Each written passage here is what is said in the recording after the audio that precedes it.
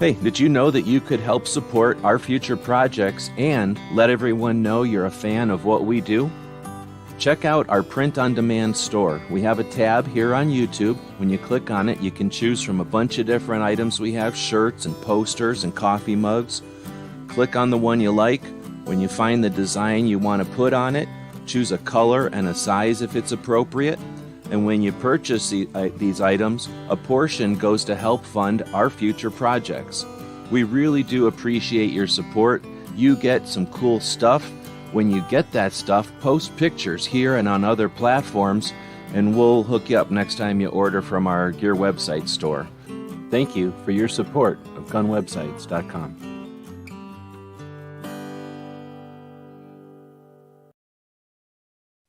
It's 11:59 at Radio Free America, and this is Uncle Sam with music and the truth until dawn. Right now, I got a few words for some of our brothers and sisters in the occupied zone. The chair is against the wall. The chair is against the wall. John has a long mustache. John has a long mustache. It's 12 o'clock, Americans, another day closer to victory. And for all of you out there on or behind the lines, this is your song.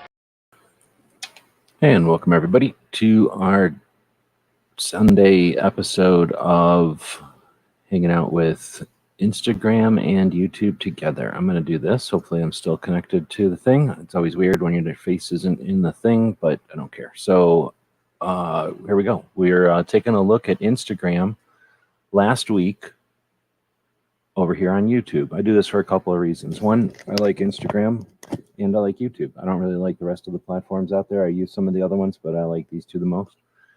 There's good communities of people on both of these two. They attract people that are capable and able to use the internet, and people with different interests and points of view. So the conversations are pretty decent.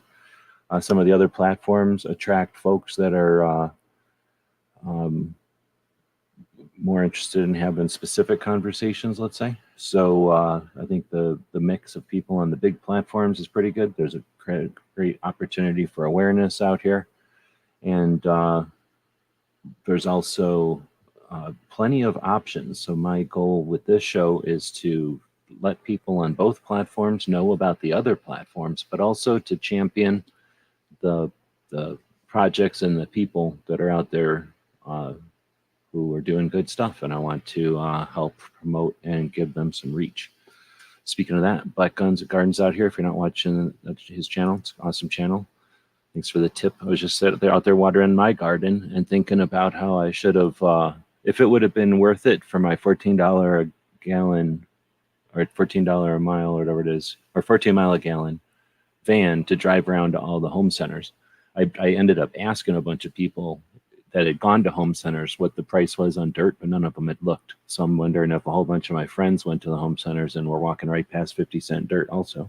Anyway, Black Guns and Gardens has a great channel. I really dig the shorts, and envious of the garden, although I'm going to give the environment there some of that. We just can't do that in Arizona. It's just too much heat. Anyway, so we're going to try to take a look at Instagram to promote the projects and the people over there, and then also to do this live on YouTube to have some fun with the interactive nature of this whole thing. To start with that, we've got a poll going out today, and I have agreed, or I made arrangements with YouTube for this poll to be free again today, so no charge for the poll. This time I'm changing it up a little bit spicier poll than normal. Which was more 2A this week? You're going to determine. And I know this is a bunch of YouTubers. I didn't really even get a chance to post this on Instagram. I probably should have. I'll do it right now. But you're going to determine which was more 2A this week. Was it YouTube was more 2A than Instagram? Was it Instagram was more 2A than YouTube? Or was it somehow in the middle that IG and Instagram were both the same level of 2A? You know what happens when I did it this way? I no longer have thing. So I guess I'll link you to the mouse party, which is happening later on this evening. And then I'll try to find a thumbnail to click on. And then here, I can throw you the channel on YouTube. Actually, I guess I am watching your YouTube shorts now that I'm thinking about it. For some reason, I was thinking I'm watching you on Instagram too, but it's because I got Instagram on the brain. But here's Black Guns and Gardens channel. And he does more than just shorts. Let's see. So then, I was going to take a picture of a thumbnail. So where do you get a thumbnail of your own video? Well, you host it on more than one channel, and then you can go to your, I went to the purple kind, but you can go to your feed. Oh, come on. It won't even go to my feed because it's the purple kind. How about just opening a new window? And then I should be able to get the thumbnail from this. This is always a good way to start a show. Just get a bunch of the posts and stuff that I should have done ahead of time. That's why people like Instagram, because you can't do any of this stuff live on Instagram. All right, so right now, there's not that many votes. We only got 4 votes, but they're tied up. Some people are saying YouTube was more 2A than Instagram, which makes sense. These are YouTube voters. But then, so 2 people are saying Instagram and YouTube were the same. I mean, that's interesting. I wouldn't have expected that result right out the gate.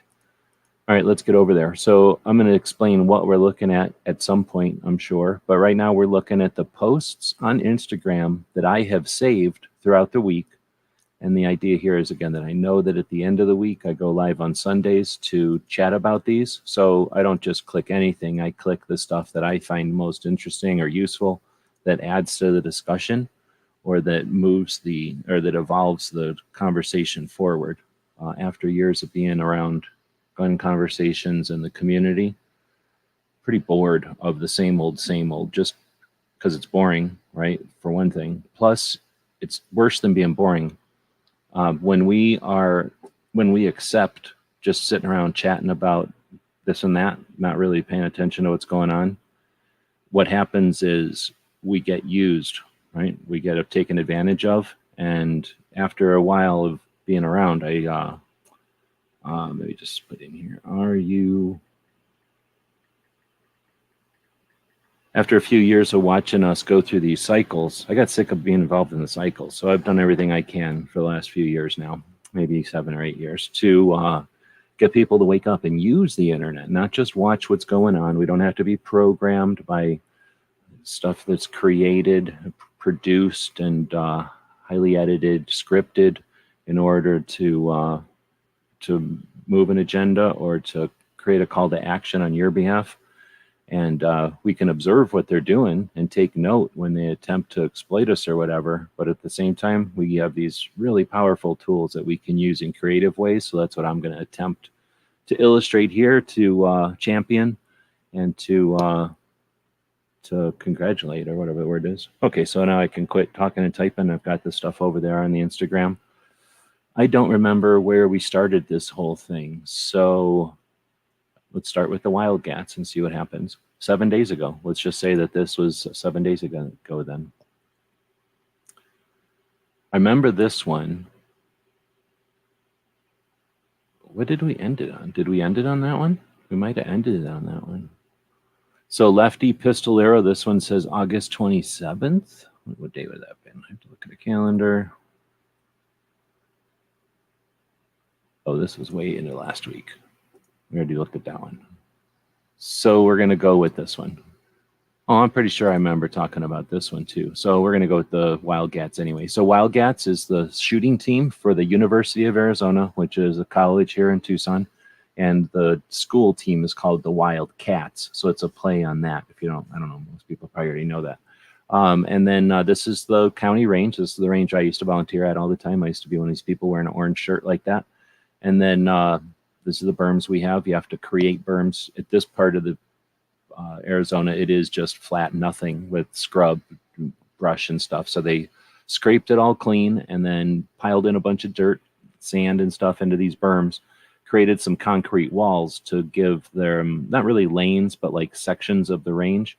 And this northern section of the range is devoted to classrooms. People can rent it for training and things like that. And the Wildcats, the University of Arizona team, secured the range and then offered what's it called, a first shots event, which is from the NSSF. So the National Shooting Sports Foundation, which is the organization that's sort of a liaison between the government and pretty much that. Sort of a they help out the industry in a couple of different ways, but they also facilitate the SHOT Show that everybody hears about in January of each year. The SHOT Show is shooting and hunting outdoor show. You're about to get overwhelmed with information about it here as the lead up and then happens, and then all the people post their the results of their time at SHOT Show.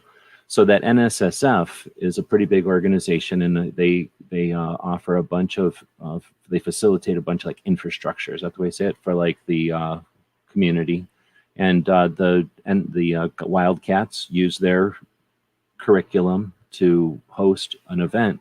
And this is just the beginning of the day when everybody's kind of showing up, and the range instructors and the team are getting together to get ready to instruct or do their thing. Then we have this little cartoon from Pets for Vets, which we talked about last week. And then we get the results. Look at how many people showed up, and the scope and the age range and the types of people and stuff. So it's definitely not just a single, what's that called? Like demographic of gun owner. And you can see that there's all different kinds of ages too. So everybody had a good time, it looks like, I'm assuming. And they use these indoor training aids to get familiarization and awareness of what they're going to be expecting out on the range. I can't even imagine being a person who's not a gun owner and with whatever expectations they might have in 2022. But then instead of meeting whatever crazy expectations the media has tried to create, instead they meet up with the shooting team from the local college and a bunch of volunteers that instruct it or that help out at the county range. And then they're met with a pretty nice facility created by the county, and then given instruction that's national level curriculum designed to offer what it's designed, to give information and orientation in a comfortable way. And then again, being able to get out on the range in stages and with people they're comfortable with, it's awesome. I just can't even imagine. Nothing like what we had back in the day. Back in the day, if you're lucky, you went with your grandpa or your uncle. And if that didn't happen, you weren't a gun person, period. I mean, some people, I guess, could go outside from their backyard or whatever, but everybody else, you had to know somebody or fight to get into the gun community. You had to do effort. Nowadays, it's couldn't be easier. Pretty cool. This is the best movie, one of the best movies ever. Probably top 5 movie for sure. One of the best movies ever. We all know that. Then we've got Gun Owners of America making fun of Congress. And, a lot of stuff could have happened last week, and we got memes. So now we got Coleon's putting up this deal about getting all mad about what California is doing. Say the Texas miracle died in Uvalde. I haven't seen this much projection since the Amber Heard and Johnny Depp trial. Because saying California citizens shouldn't move to Texas because of mass shootings is like Jada Pinkett telling Will Smith not to date the other woman. So I don't get it all. It's a lot of pop culture stuff that I'm sure is funny and like whatever. But so you got California doing this, I don't know, atrocious, like really vile campaign, being gross, and Coleon responds to him, right? And I don't know how many people are going to respond to him, but a lot of it's going to be the oh my property or oh my rights, and I'm assuming Coleon is bringing it to him right in the pop culture stuff, giving it to him in a method, in a way that actually is going to be heard by some of the folks on their side, and encourages folks on this side to not to just be quiet unless you're old foot or whatever. So I'm glad to see there's response to that garbage, and in different ways. There must have been other response to it, but that's the only one that came across my radar. So this was Aegis Gun Cleaning, those different things. I guess they did an event, the Heritage Flight in Napa, Ohio. I'm assuming they were doing the event, or else they were just there. But it's always cool to see, that an F-35 can slow down and fly with a single rotary engine, fighter from back in the day. I don't know. It doesn't seem like they're going that fast. So that F-35 is pretty freaking cool. Since you know like how fast it can go, it can also slow down and fly with them old planes. That's pretty neat. Let's see. So then, oh, this is kind of neat. I don't think I could play the music because it's some kind of trendy music, whatever. But this is the girls who are competition shooters and how they use the TikTok and play with the social platforms to inspire, educate, and entertain. Again, back in the day, I don't know what little girls had to look up to, but nowadays they've got two different competition or Olympic level competition shooters showing off their skills and abilities, but also just having fun and kicking it on the platforms that the kids are doing their thing on. So again, people that think that the TikToks are being used against us and stuff don't understand how tools can be used in multiple ways. And these girls are winning, I think. So that one went around on quite a few different channels. I saw that one quite a bit. Let's see. So this is gun policy. Oh, for people that weren't really watching that, it was Ginny Thrasher shooting with her Olympic situation there where she stands in this like leather suit where, you know, it kind of holds you in position or whatever. And then she's shooting the 25-yard, 22 probably, through the center of, what do you call it? A lifesaver candy. And then some other girl who's probably a shotgun shooter, like picks up a shotgun off the ground with her foot and then grabs it and then shoots a lifesaver out of the air that some dude threw up in the air, like instead of a skeet. So they're basically shooting through a lifesaver and then shooting a lifesaver out of the air. Let's see. Then you've got gun policies. One lawyer with the tattoos and that picture behind him all the time, explaining the frame and receiver rule in 30 seconds. So if you haven't had a 30-second summary of the frame and receiver rule, here's what FPCD does this week. Think that they should be firearms, and we would love to regulate some more things. Here we go.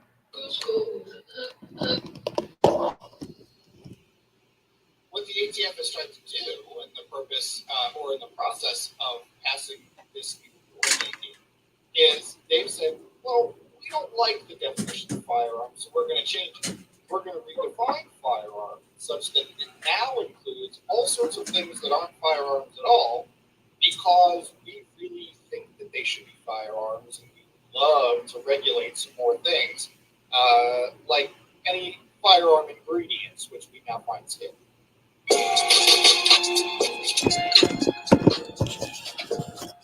So, I mean, I don't know. You got to get the information around. This is a dude that I know here in Tucson, and this is just such a throwback picture. So back in the day, we used to do stuff here in Arizona, or I used to do stuff here in Arizona, and this is one of the dudes that got me going back into it a long time ago.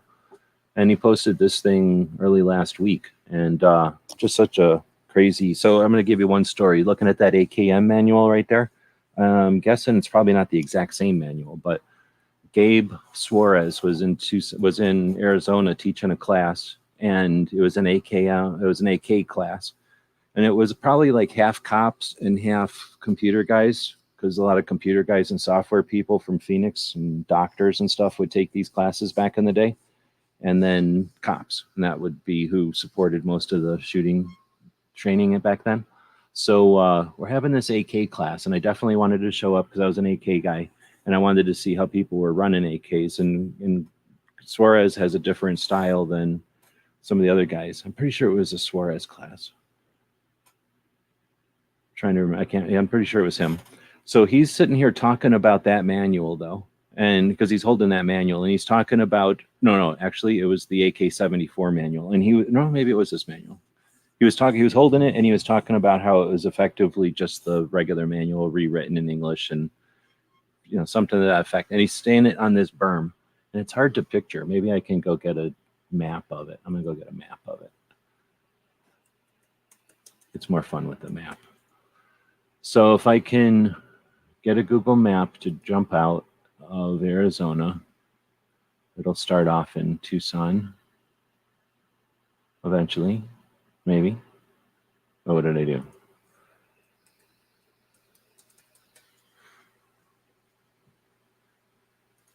All right.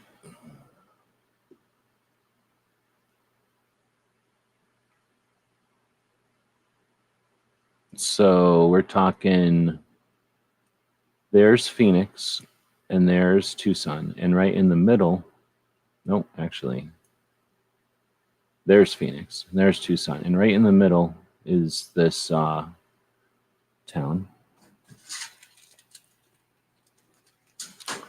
Casa Grande. And if you flip to satellite, there's this little hill next to the highway right here. And if you zoom into this white spot at the bottom of the hill right here, you get these two shooting ranges, right? And there's a little Rococho Airport on the other side. So this is the public shooting range with the green dot on it. And then this one, if I can get it to zoom around, is the police range. And you have to be law enforcement or something to be able to use this range. There we go. And so we're over here privately using this police range, and this is in the middle of nowhere. Let's remember, this is in the middle of nowhere. Like, there's kind of a truck stop over here, and the town is way over here. So this isn't anywhere near anybody, right? This is not near anybody. So we're down here at this, the longer bay next to the police range. The police range has all that concrete. It's in a lot of videos out there because a lot of people shoot at this police range. So we're standing right here, like literally, I can't get it to zoom in anymore, but like right here, if my mouse is working, right at the edge of this berm. And at the time, there was a porta potty right there at the edge of that berm so that you could get to it from both ranges. And we're sitting here listening to him talk about that manual. And we're all sitting here looking at this berm, and he's standing on that tip of the berm right there. And there's a porta potty right here. I can't zoom in any more than that, but right there. And it was great because it was about 20 guys. Half of them were cops, and the other half of us were just watching what's going on. And then nothing but smoke starts pouring out of that thing. I mean, I'm exaggerating. It wasn't quite like Cheech and Chong, but smoke is coming out of the thing, and there's somebody in there smoking pot. And this was a long time before pot was legal in Arizona. So some person decides, I'm going to go out in the middle of nowhere and smoke pot on a police shooting range while there's police there, while they're standing like 4 feet from me talking about shooting AK-47s. And that's when he's like, I'm going to light my marijuana cigarette or whatever up.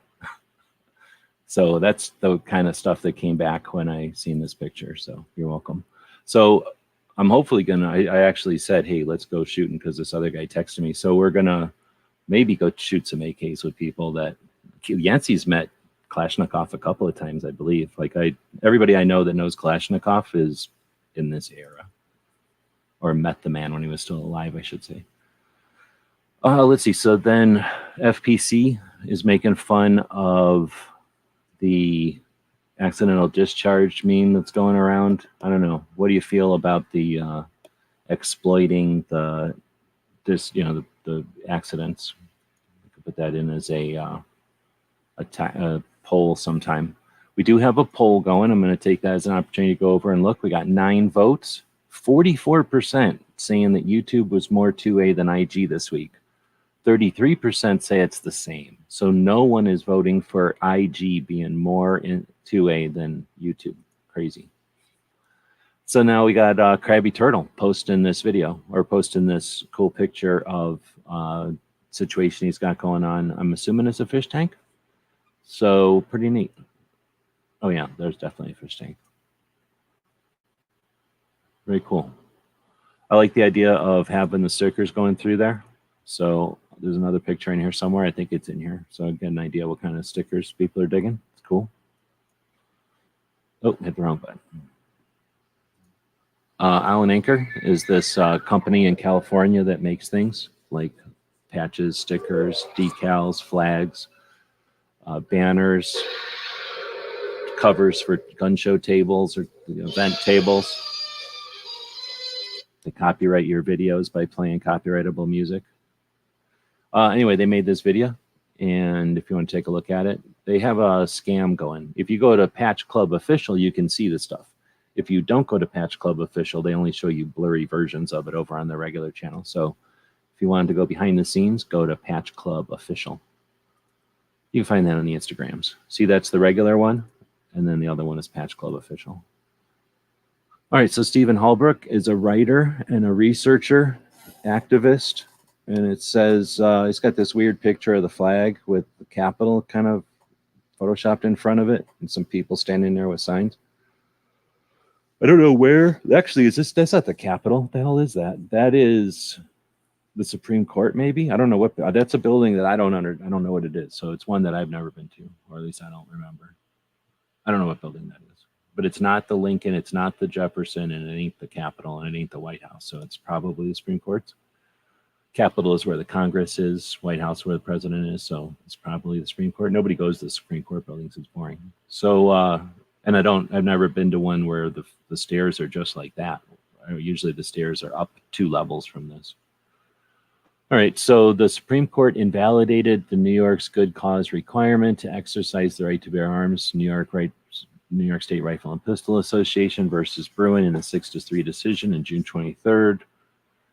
And then, so I guess he's just clarifying what's already happened or stating what's already happened. And it says, now that the U.S. Supreme Court has fully recognized that the right to bear arms, much work lies ahead. When Heller threw out the District of Columbia's handgun ban, the district defiantly enacted new arbitrary restrictions to get revenge against gun owners.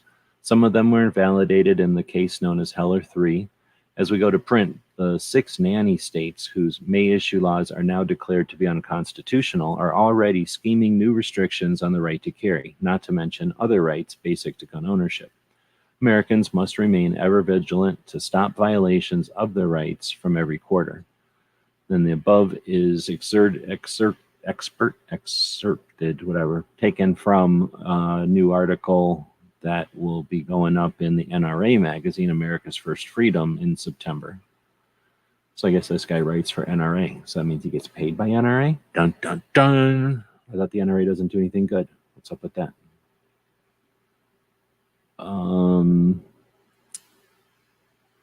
Next is Coleon again. This is him complaining about the credit card companies. The most prominent anti-justice. And recently, they just put out a tweet pretty much exposing their new initiative. What they want now are the financial institutes to basically not allow people to buy guns and ammunition. And here's what they told. The shooters in at least 5 mass shootings have stockpiled guns and ammo using credit cards and killed 145 people. Visa, MasterCard, American Express have the power to flag suspicious purchases and save lives. Call on them to act. Call on them to act and do what? Now they want them to flag anyone who buys ammunition and firearms. We know that the shooter used credit cards from MasterCard, American Express, and Visa to purchase more than $26,000 worth of firearms and thousands of rounds of ammunition just days before the shooting spree. The person who killed my best friends displayed a purchasing behavior that is common amongst many mass shooters and firearm traffickers. Over a really short period of time, he bought an extraordinarily large amount of firearms and ammunition using credit. And our nation's banks and credit card networks did nothing to stop him. They want them to flag you buying ammunition and firearms, which we have a constitutional right to do. So now all of a sudden I buy a rifle with an optic on it in one purchase and then buy a few hundred rounds of ammo to do it. Now all of a sudden I'm put into a special category. So the Giffords group is anti-gun. That is probably one of.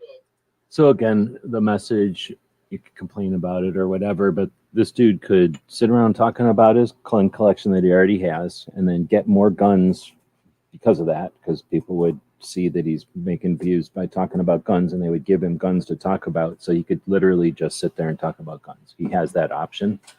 He could sit around talking about his cars or whatever, cars he likes to rent or drive, and same thing. People would just give him cars to drive around and rent, or to drive around. He would just give him cars or give him cars for free to drive around, right? He chooses to keep talking about this stuff. This is not, we've looked at it. These aren't his biggest videos. So complain about the message if you want. Complain about the, because I think he could refine his message a little bit. But that's me looking at it from a 30,000 foot view. And he probably has a better idea. Well, he more obviously has a better idea what his audience is looking for, because he's catering to this, bunch of guns, bunch of money to spend, young audience that could, again, not be paying attention to this stuff. and now they are paying attention to this stuff. Some of them intentionally, but some of them are going to sit through this to see why he's upset, right? So I'm putting it in here.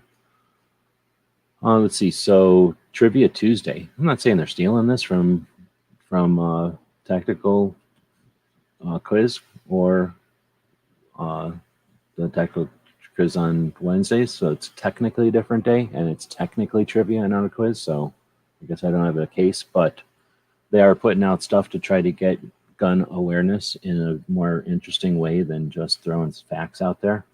So the question is from NAGA International or NAGA National. It's Trivia Tuesday. The difference between machine guns and autocannons is the diameter of the projectiles, with autocannons using calibers larger than what caliber or what diameter, I should say. 16 millimeter, 20 millimeter, 30 millimeter, or none of the above. Here's the thing. I don't think they ever answered that. So I don't know what the deal is. So what's the difference between a machine gun and an autocannon? Well, that's an interesting question because I don't ever anybody even talking about autocannons hardly. So if right off the bat they're challenging people with a new question than regular, and then they're explaining that the difference is the diameter of the projectiles, and the autocannons have a larger diameter than something, and then what is it? And then it isn't the standard 50 like you're used to seeing. So I'm pretty sure it's 20, but I don't know. I never touched an autocannon. Oh yeah, I probably touched one, but I've never got to shoot one. So I'm going to read some of the comments. Looks like people are saying stuff. So we do value the interactive part. And let's look at the interactive part. So Smeggy was first one to say hey. And then Woods, Black Guns and Gardens. And Ron Wayne is out there. He said Woods, I think. And Biker Bob. Oh, I'm sure Biker Bob is corking me right now, like he did the other night. He's corking me. Then we got Gunmill Guy. And did I say Mike White? And I'm not sure if there's anybody else.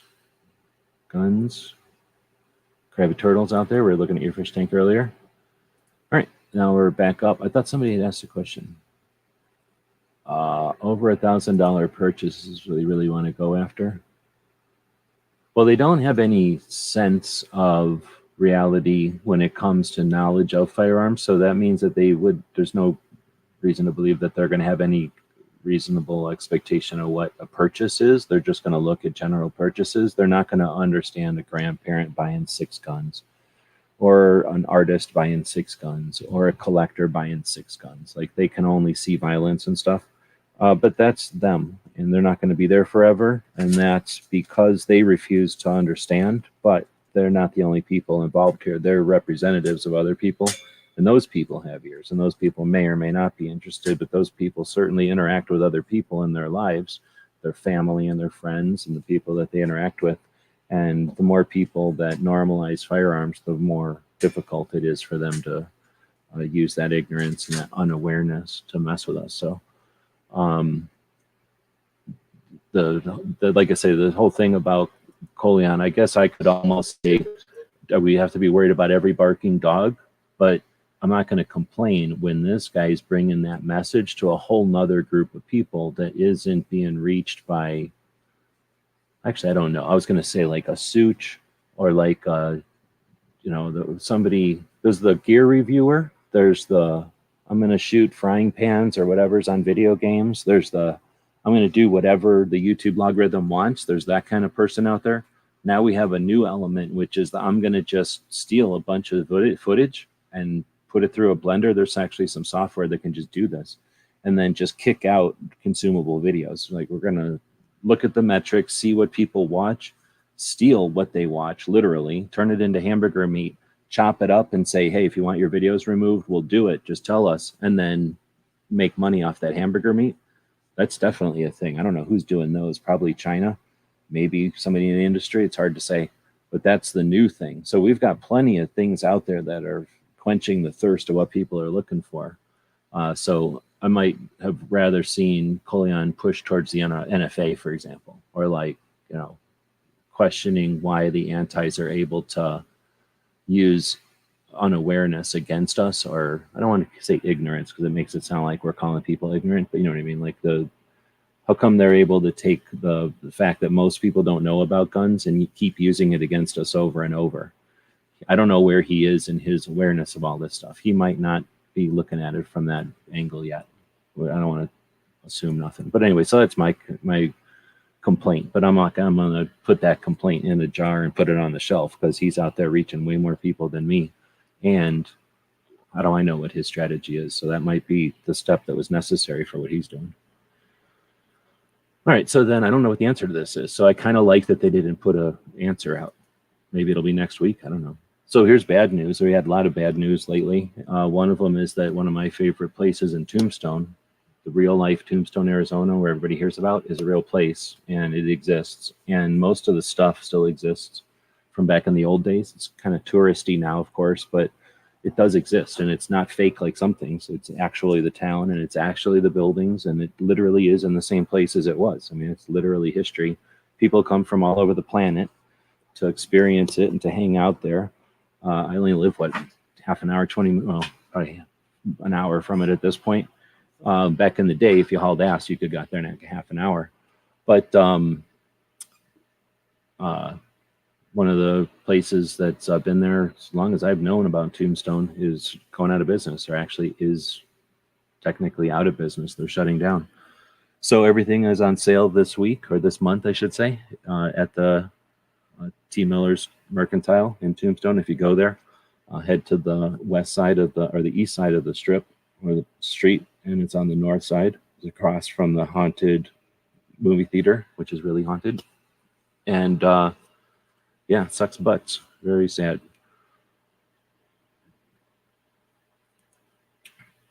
Mike is saying after a separation.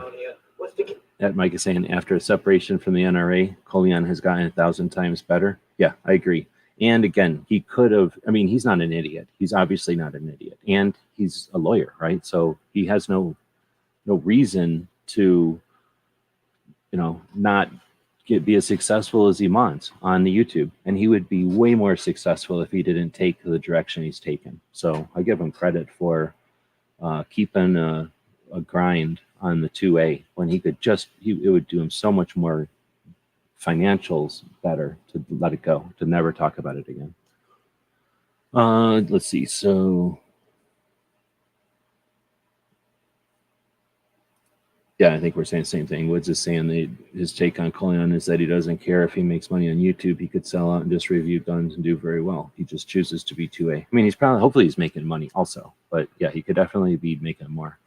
So the Titan Missile Museum is one of the 9 megaton intercontinental ballistic missiles that shoot out of the ground and went over to Soviet Union back in the day. They existed for about 20 years and they were a deterrent to nuclear war. So during the SALT talks, which Russia has just recently pulled out of, we decided to destroy all of our nuclear stuff in some kind of system. So what we did in the United States is destroy all of our Titan II intercontinental ballistic missile silos that are 9 stories deep, dug into the deserts of Arizona, Kansas, and Arkansas. And they destroyed them in different ways. And then one of them was left. And this one in Arizona was kept alive in pristine shape. They took the roof, the lid to it, and ruined it so it can't be closed ever, but then put glass over it so that it doesn't get ruined in there. But then took the warhead out of the missile and all the guts, and it's just kind of a demo version of the intercontinental ballistic missile in there still, but it's got a big hole in it that you can see from space so that the commies can tell that we ain't about to shoot it and just act like we're not shooting it. But it gives you the opportunity to go in there, and it's super awesome. The people that manned and built the thing are the people that volunteer there. So you can go hang out with the people that lived in it and deterred nuclear war during the Cold War, which seems like nothing now, but was sort of a big deal. And then you get to see what, I don't know how many millions of dollars cost back in the day. They're amazing. They're awesome. And, just some of the coolest ordnance we've ever created to create peace. And then it worked. And we were able to talk our way out of all that shit because of our muscle, right? So being able to hear from the people that did it all is pretty neat.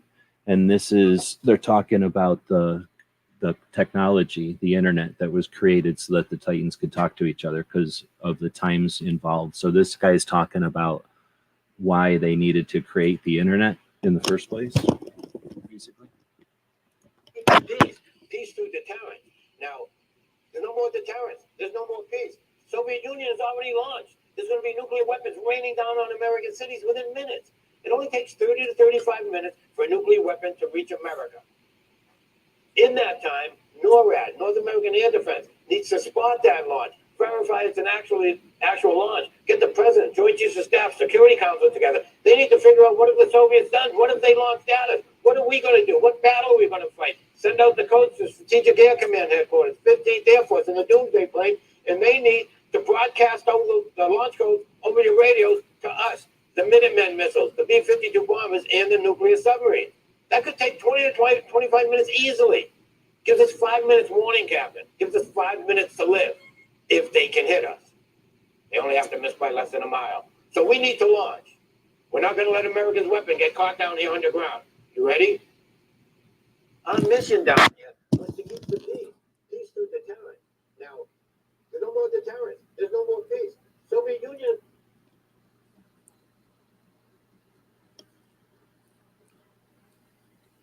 So before there was an internet, people had to be ready like a coiled spring constantly to destroy the world because the other side was destroying it first.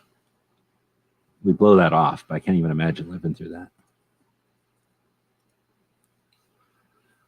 I knew a couple of people that did it back in the day. I guess I know a guy that did it back in the day who's I knew, and he wouldn't ever talk about it or nothing.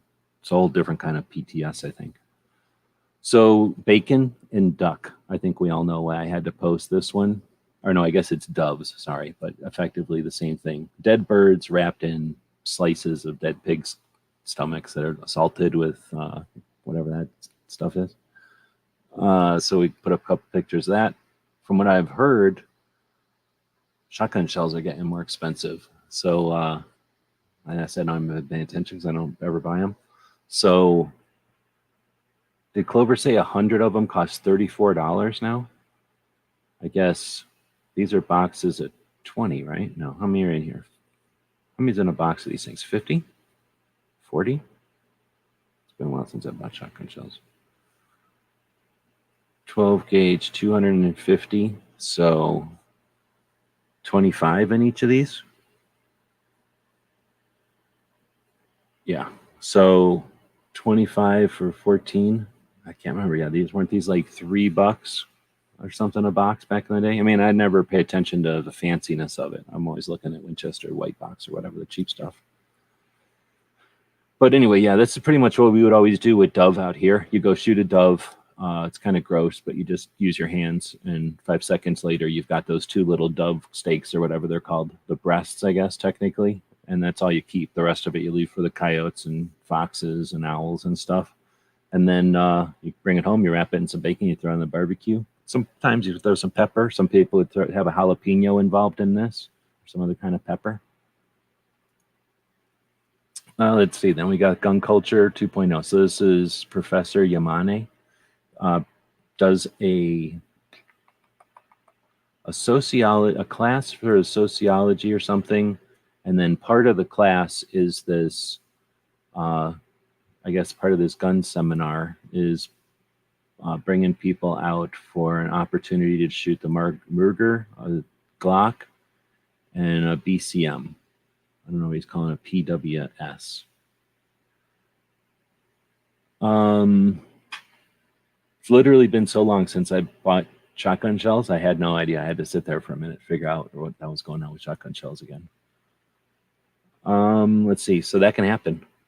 You can be out of that game long enough. I mean, I still can remember that that's 50 without even thinking about it. But yeah, I had to sit there thinking about it.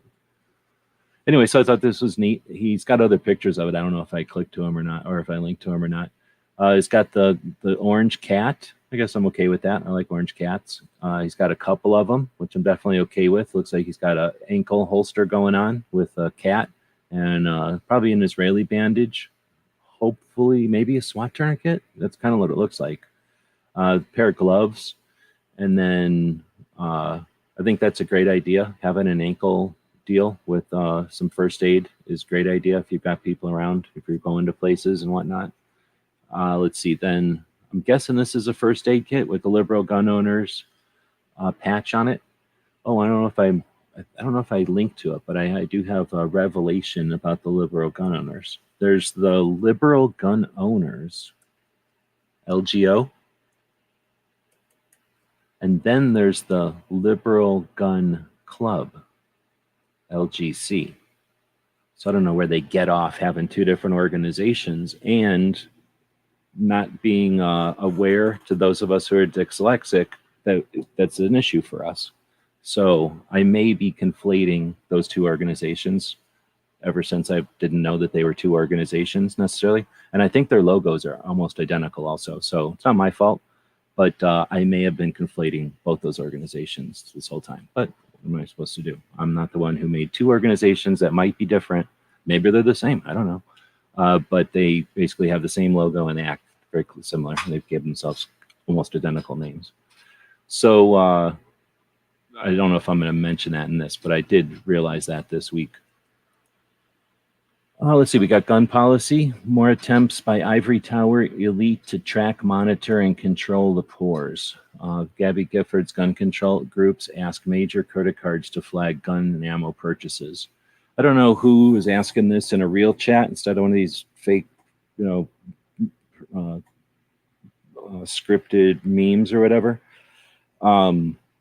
But this is all about getting the narrative over to Gabby Giffords. This is free advertising for Gabby Giffords. What's his face? The 14th richest guy on the planet, whatever that guy's name is, hired the lady from Monsanto that had been working with Roundup to act like she was grassroots for gun hate or whatever. So that ain't been working. That's not paying off anymore. So they're trying to get guerrilla marketing for everybody to listen to this fucking group, which is a bunch of scam. So I don't understand leaning into that. I feel like we're being used again. So I question this whole line of bullshit. This isn't the first time they've suggested this about credit cards. It's garbage. It's like saying, oh, well, there's M&Ms on there. Why don't the credit card companies limit how many fast foods you eat or how many calories you eat? It's fucking stupid. I don't know why we're playing with those dumb games. Let's see. Next is Coleon again. What is this guy paying me? Am I in the pocket of Big Coleon Noir? Look at this. Hash Tacticals right here. Look who's been active. Look who's been active. I don't know what's going on, if it's still hashy or not. Doesn't seem like hashy, but it could be. Let's see. So it says, or Coleon says, the national gun conversation is mainly a few elite who know nothing about guns telling a bunch of other people who know even less about guns what they should know about guns so that they can tell people who know about guns that they don't know anything about guns. It's funny, right? It goes back and forth or whatever. This is not a tweet. Like, who the hell is listening to all that back and forth and keeping up with it? This needs to be a little Far Side type of thing, right? Like a little One Frame or Family Circus type of shit. Or a Garfield, one frame cartoon. Come on, Coleon. Somebody needs to be assisting the rest of the community. This is a valid position. It's funny and it's good. It's like an ice pick, but it's an ice pick wrapped in a towel, politely set on the floor in front of them. It's not a stabbing ice pick that would be effective. So, not that we want to ice pick anybody, but the gesture here is ineffectively distributed, I think. And then he's making fun of whoever this is, which I don't know who this is. And most of this might be funny because of this person. I don't know who it is. But do you realize the bullet out of an AR-15 travels 5 times as rapidly as a bullet shot of any other gun? Again, opportunity to educate, opportunity to take that off the table. But we're going to just mock them and make fun of them. I mean, Coleon did it a decent way here. But he wrapped it up and put it on a towel and set it on their doorstep instead of using it. Make some get some visual going on. Woods is saying he's a member of the One. It's okay, but not great. Okay. So next is the Liberal Club, the one with Laura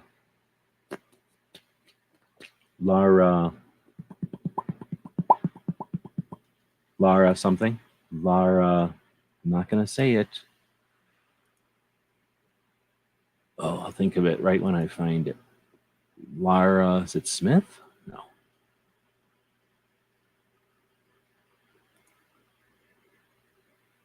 You're trying to get me to say Lara Croft, and I ain't going to say it. It's disrespectful. That's a video game character that kills dogs. It's messed up. Worst video game ever. Come on. Come on. Yeah, Lara Smith. Okay. Yeah, I was kind of right, just wasn't sure of it. So if that, oh, I could have just looked. Dang it. Nope, I'm not saying that one either. So it's Lara Smith, and she's the lawyer, and she's the representative of, I think it's the club. So anyhow,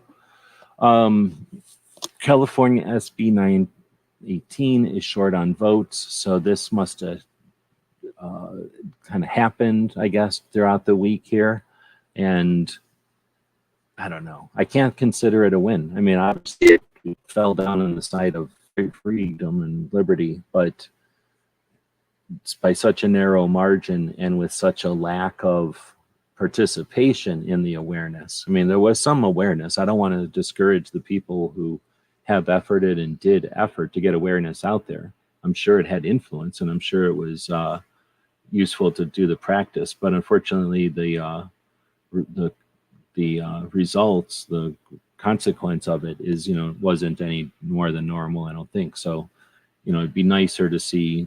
I would consider this a win if not just you won, but you started to win with ever increasing percentages, so that there could be some rallying to the positions and that kind of thing, which, I'm not going to scorn California for not winning harder. So, I mean, you could have won harder, but you don't have to win harder. Let's put it that way. I don't want you to feel bad because of the amount of ways that you won, or the volume at which you won.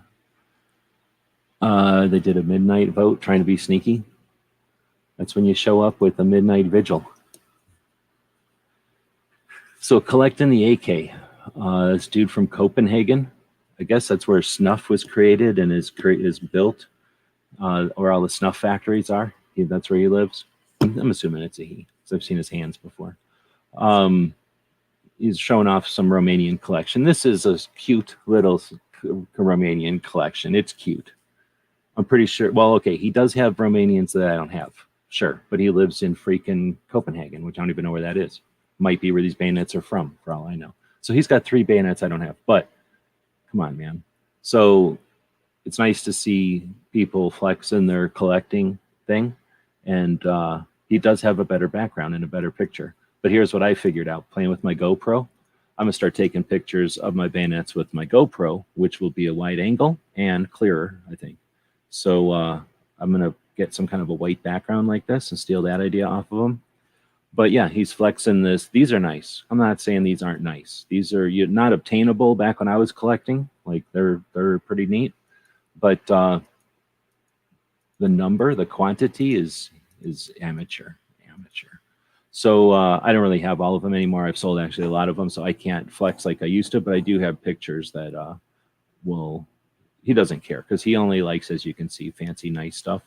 But so I asked him if this was a challenge. But of course, he's from Europe, so they don't accept challenges. So he goes, if you like, so they're not like, when you would say something like, if you'd put something like this up back in the day in our country, then it'd be like, bring it. And then you'd have to show a better collection of your stuff or whatever. And back in the day, we had people that put effort into displaying their collections in our whatever, like our rooms, right? So we could take internet pictures and show up each other. It was a lot of fun. It's not the same when Europe is over there, able to get things that we could never get. They're brand new, and they don't want to fight about it. They just want to show them off and explain them and stuff. So it's just kind of neat, I guess.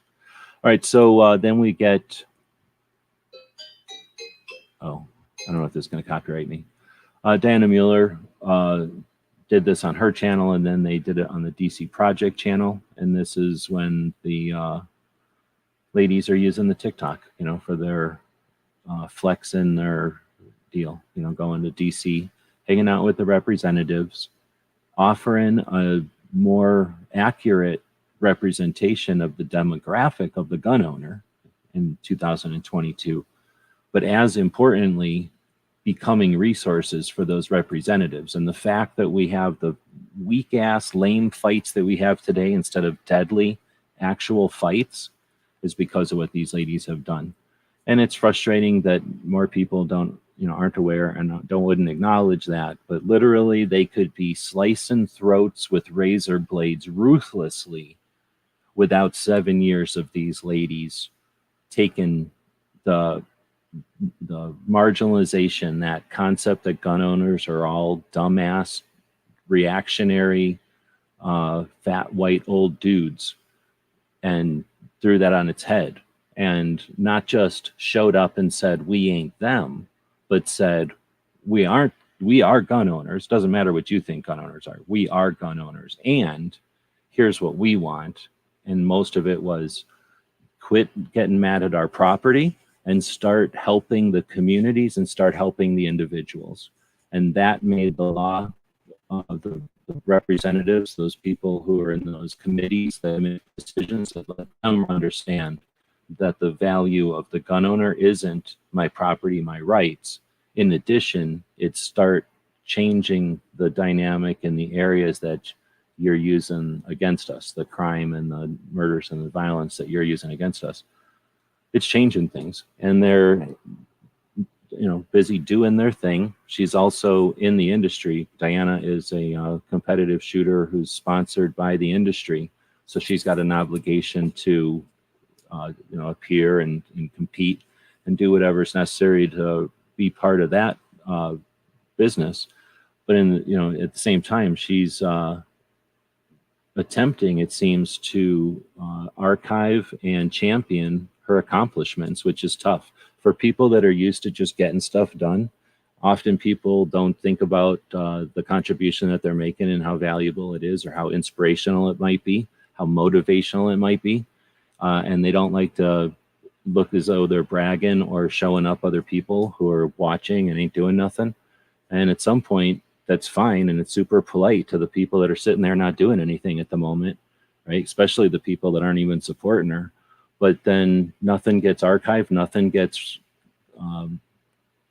set down, and it's difficult for her to keep her own motivation if you have look back and you don't see your accomplishments and the height that you've achieved.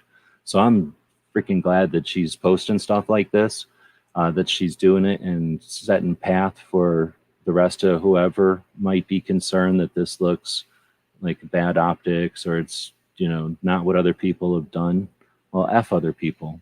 Value your voice and archive what you've been doing. Everybody's been doing something. You can always look back. If it's once a month, once a quarter, once a year, it's way harder once a year, I'll tell you. You can do it once a quarter and you're doing yourself a favor. Even if you only did 3 or 5 things in that quarter, in that 4-month span, if it was 4 videos or 4 good comebacks or something, you can go to Gizzard Gary's things and take a clip from it and put that clip on your channel. And that's a thing you did. And if you start archiving those at the end of a year, you've got 25 things to pick from. And after a few years, you've got a hit list of some really interesting things that you've accomplished. If you ever get concerned that maybe it's not worth it, or is my voice worth it, look back at what you've actually done, what you've contributed, how many people you've kept going.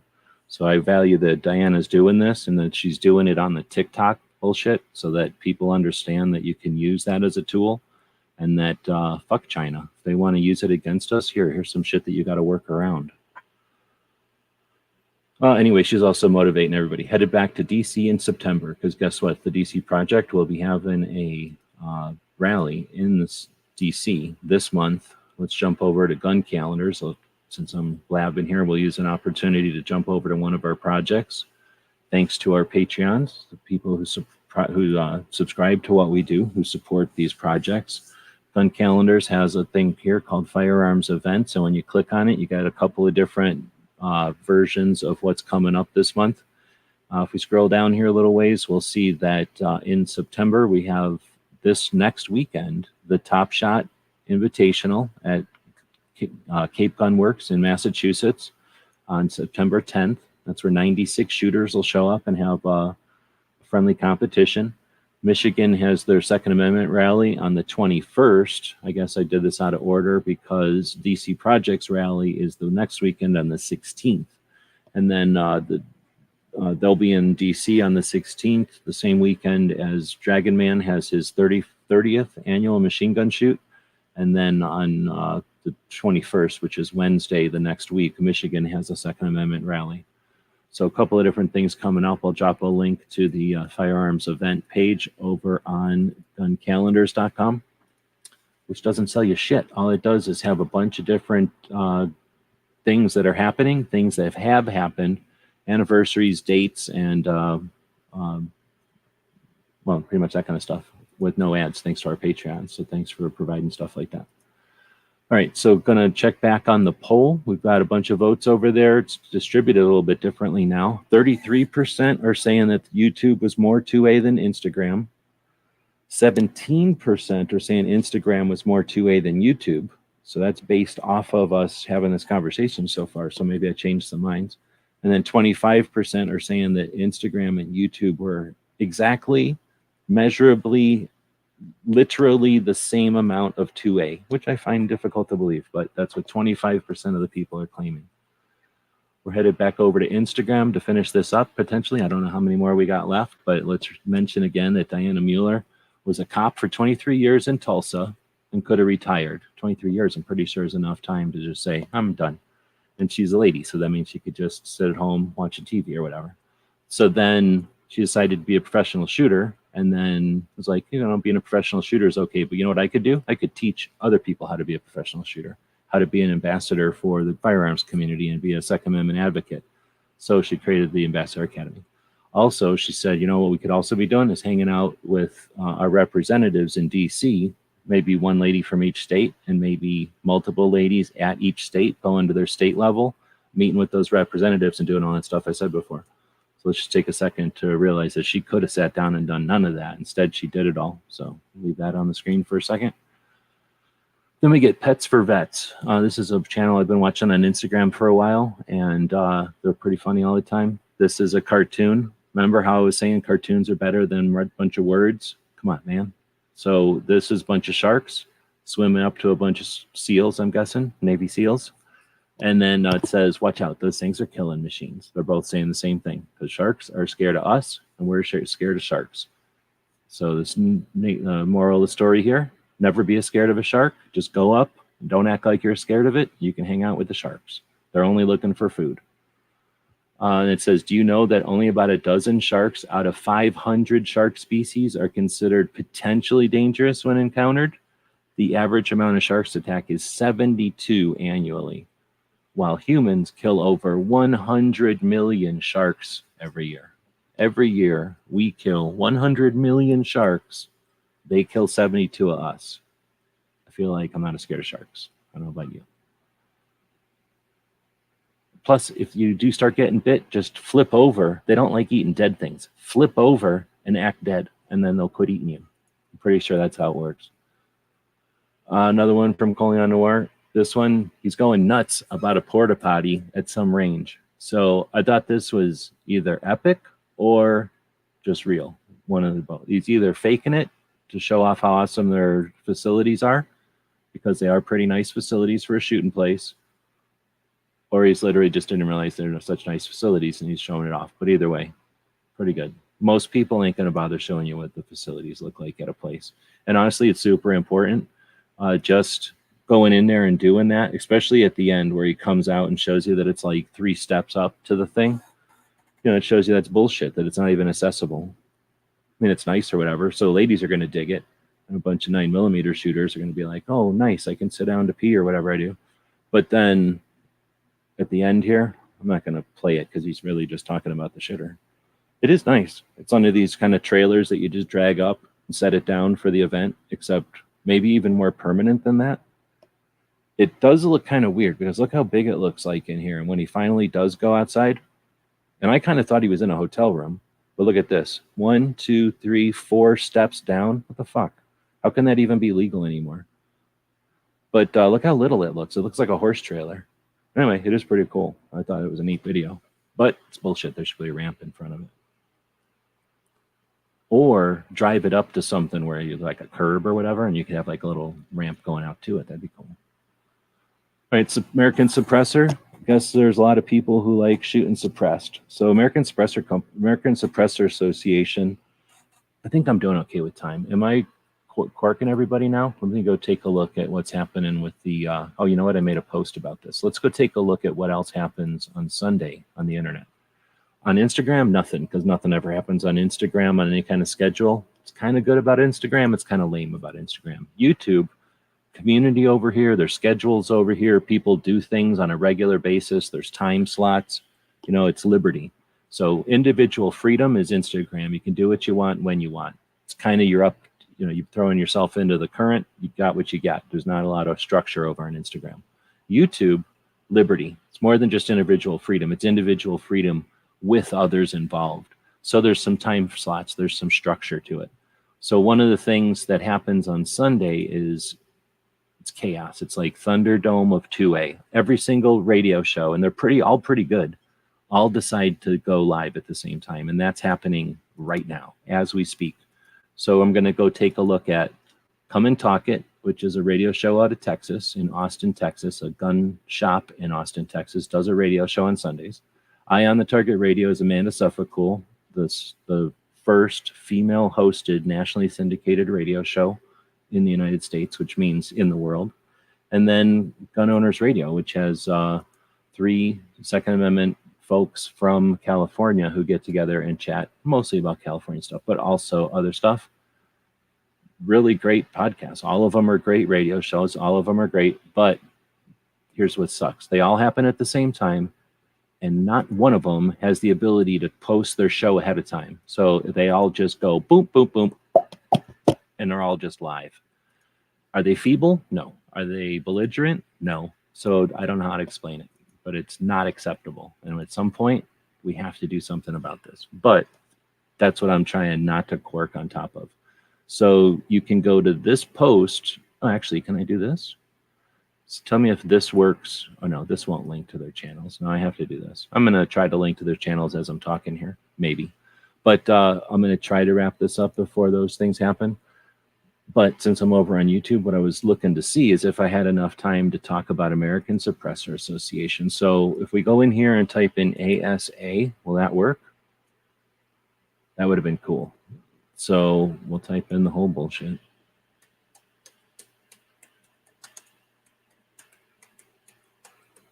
Okay, so we got American Suppressor Association. Back in 2012, this was before I was 2A. I was just a gun person back then. How am I not subscribed to them? What the hell?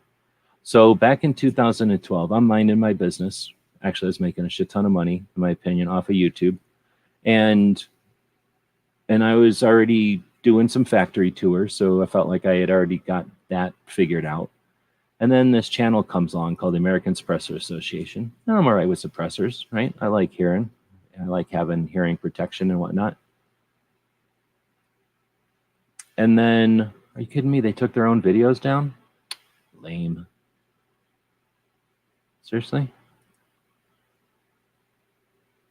Oh, super lame. So I was going to show you a video that they had up back in the day. I wonder if there's some reason they took it down. Now I'm curious.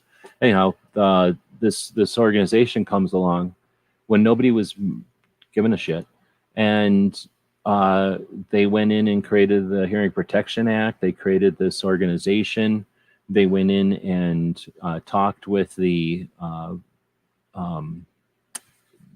technology branch of the ATF. They went in and got video as they were walking around in there. I wonder why they chopped all that stuff off of their history.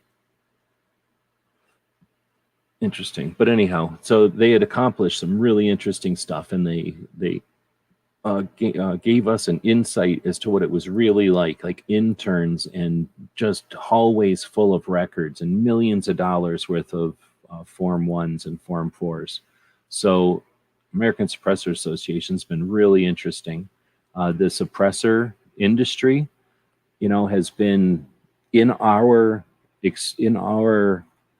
adult lifetimes, so in just the last few years, has literally come into existence, the American, or the suppressor industry. I mean, it's always been there, but here, let's take a look at the numbers that started this whole thing. This post over on the American Suppressor Association from this week has a chart. It's a bunch of bars, I guess, a bar chart. I'm going to call it a bar chart.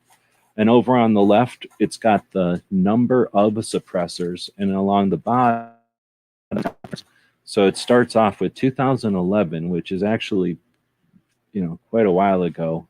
But I think they could have gone back even farther, because there was already quite an interest in suppressors by 2011. They were certainly not unique or rare or anything. They were quite common in 2011.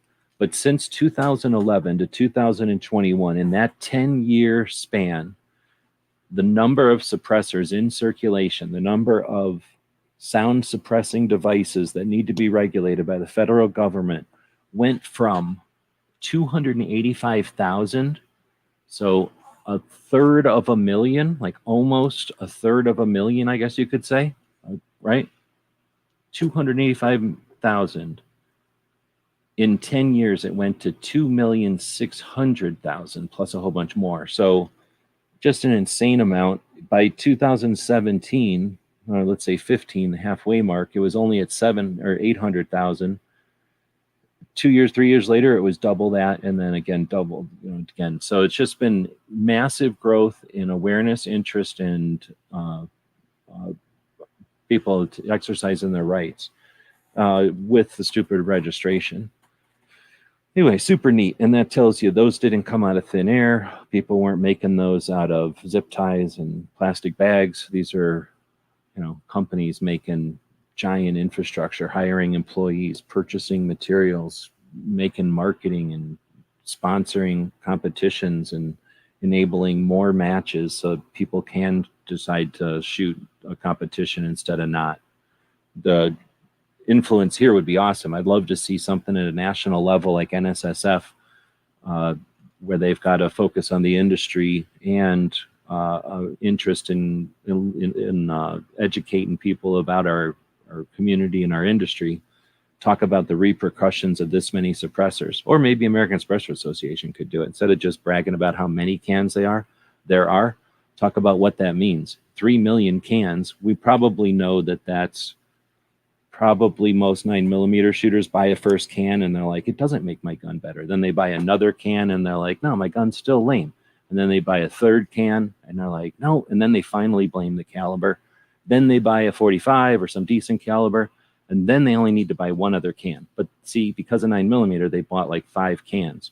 So these numbers are skewed, and we know that. But if somebody in the industry could, do the research and give us the filtered numbers, we'd have some real insight. We could really do some education with that.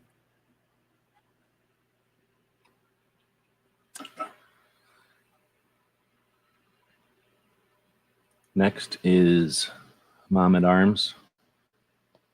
This is actually pretty good. So I usually don't put this kind of stuff up, so it's kind of creepy, but I thought this one's pretty good. So please stick around so that others can get it too. So if your kid ever goes missing in a crowded place, you do not start silently looking for them. You are going to start shouting their description, not their name, and it's going to sound like this. I am looking for a boy, age 5, short brown hair, brown eyes, red Nike t-shirt, black shorts, black shoes. And you're going to keep repeating that over and over again. The 2 biggest reasons that we do not shout a name. Number 1, a name does not help anybody find that child, and it is way too easy for somebody to walk past and think, well, I don't know who Kevin is, and just keep walking. And the second thing is that a name is a really powerful tool for anybody who, God forbid, might want to do harm to our kids. It is way too easy for an ill-intentioned person to walk up to a kid that they think is missing and say, hey, are you Kevin? Your mom's looking for you. Come with me. And because no one else around knows what Kevin looks like or what he is wearing, they can't stop that interaction from happening. Additional tips: write your number somewhere on your kid. Dress them in bright colors and take a picture head to toe before you go into any crowded place. And I hope that helps. So that's the kind of stuff moms are able to do with these TikToks, 1-minute videos. I don't know. I'm just calling TikToks these 1-minute up and down videos, but they stick them all over the place, right?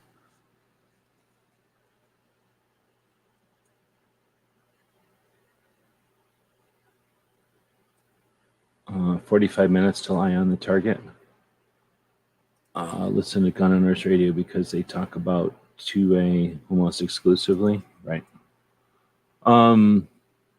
So yeah, I thought that was pretty interesting, and I think that's a good thing to tell like babysitters and kids who might not be thinking about that, right? Like I don't know, maybe that's something that's common knowledge with kids. I don't think about it, but again, if you're going to be giving the kid to uncle whoever or aunt somebody, give them that kind of tip, right? Like, hey, don't just yell our kid's name. Start doing that. Anyway, then we get San Diego Gun Owners is Gun Owners Radio, that radio show that's going to start out tonight or this afternoon. And this is some cartoon, and it goes, remember, Morty, the founding fathers just got done fighting a war for liberty, not hunting. That's why saying you need a standard capacity magazine to hunt a deer is only what idiots say. So I'm guessing that this is reaching people because I don't get it. I've seen this cartoon, but I don't like it. So I haven't watched it very many times. But this is, I'm guessing, good. Let me know. I just threw it up there as an indication that, you know, there's other stuff happening than the stuff I get. Oh, good. Then I'm not the only one. Like I say, I didn't. Same with me. I was like, dude, that's super smart. And what I like is that, you know, I watch stuff out here that's like, I don't know, the kind of stuff that a police or fire department might be interested in. Let's put it that way. Like I look at just general skills, you know, like, oh, if you turn the oxygen tank the other way, it won't blow up, you know, stupid stuff. I don't ever think about that kind of basic stuff. And I bet you it's the same thing with, you know, you're missing anybody in a crowd, you know, instead of saying, hey, the name of the person, like, hey, I'm looking for somebody who's wearing a brown coat. And then that really triggers everybody to look around and look for a brown coat. Like that's like saying the whole thing about don't think about elephants. It's like, hey, don't help me look for somebody in a brown coat right now. Everybody's going to start helping you look for somebody in a brown coat. So this is Rick Ector. Rick is pretty freaking awesome. There's probably a bunch of stuff because he's actually been on fire in the last couple of days. And I don't know where this comes from. And this ain't 100% what it was like in the day. Maybe this was what it was like in the 90s. But yeah, this brought back some remembrances of back in the days. I didn't live where there was curbs like this. We had grass everywhere, so no one would have been sitting on the ground. But you know, it replaced that curb with like a log or something, and that's pretty much what it was like back in the day. Let's see. So then you get California would have passed and are waiting for Newsom signatures, and it's hard to keep up. Honestly, it is hard to keep up, and that's one of the things that's going to be happening. I'm doing my best. I'm kind of not doing great right now with this stuff, but the goal is to get a team of people working to create a scoreboard to address this stuff because we're hindered as as a group, as a community, right? Because none of the organizations just give us the data. Nobody's given us a scorecard. Nobody's given us just the deal. They're all giving us their links to their forms or whatever. They're trying to give us calls to actions. We just need a plain old scoreboard. And I think that would help us all out a lot so we can see who's getting wailed on, who's been getting wailed on, and, you know, who's just got the same old, who, you know, who's got the actual pressure and who needs the help. And it's not like we've had that and it failed, and it's not like we've had that and there was a reason not to do it. We've just never had that. That's why I think it's something that's necessary at this point. So that Cape Gun Works got the 2002 Cape Cod Best Official Company Choice Awards, which must be some sort of community of organizations or businesses or something. I guess the Cape Cod Times is a newspaper, perhaps, and it gave them the top employer award. So how cool is that? So, you know, they only give out a certain amount of awards, and the fact that they're giving it to a gun shop for something as interesting as top employer in Massachusetts, you know what I'm saying? Like if you saw this happen in Dallas, Texas, okay, that's pretty tough because there's probably a lot of gun shops or whatever, but no one's going to be like, oh, a gun shop in Dallas, wow. But now they're thinking, oh, I wonder who the top employer is in Cape Cod. Is it a library? Is it some kind of snooty brain surgery place? No, it's freaking gun shop with a range in it that has a radio show in a coffee shop. Well, what do you call that thing? A food truck, coffee truck. Pretty cool. And that's for the whole year of 2022, which is kind of weird since it's only September, but whatever. See, so this is triggerology with a more realistic observation. He says that was way too close. Looking at that same bill or that same post that I was bitching that it was everybody's breathing easy, like, oh, we won again. No, we didn't. We didn't lose, but we didn't win. So triggerology had mentioned something in one of the chats I was talking about that, and this is something I actually heard in another chat, that without having challenge, how do you know, how do you get resolve without having actual challenge? And that's tough. So if everybody keeps patting themselves on the back every time we don't lose, that's not the same as practicing and accomplishing to win and winning through accomplishment. You know, if you win just because the other side goes home at the last minute and then you give yourself a pat on the back for winning, that's not good in the long run. You kind of want, I don't say you want an opponent, but you want to actually be ready for the opponent and not just hope that there's always going to be some kind of outside influence. So here's San Diego gun owners also posting about it, and then giving you a call to action to go get your CCW. So at least that's, you know, more than just everybody go back to doing whatever, but like, let's become a bigger voice. At least that's the way I'm reading it.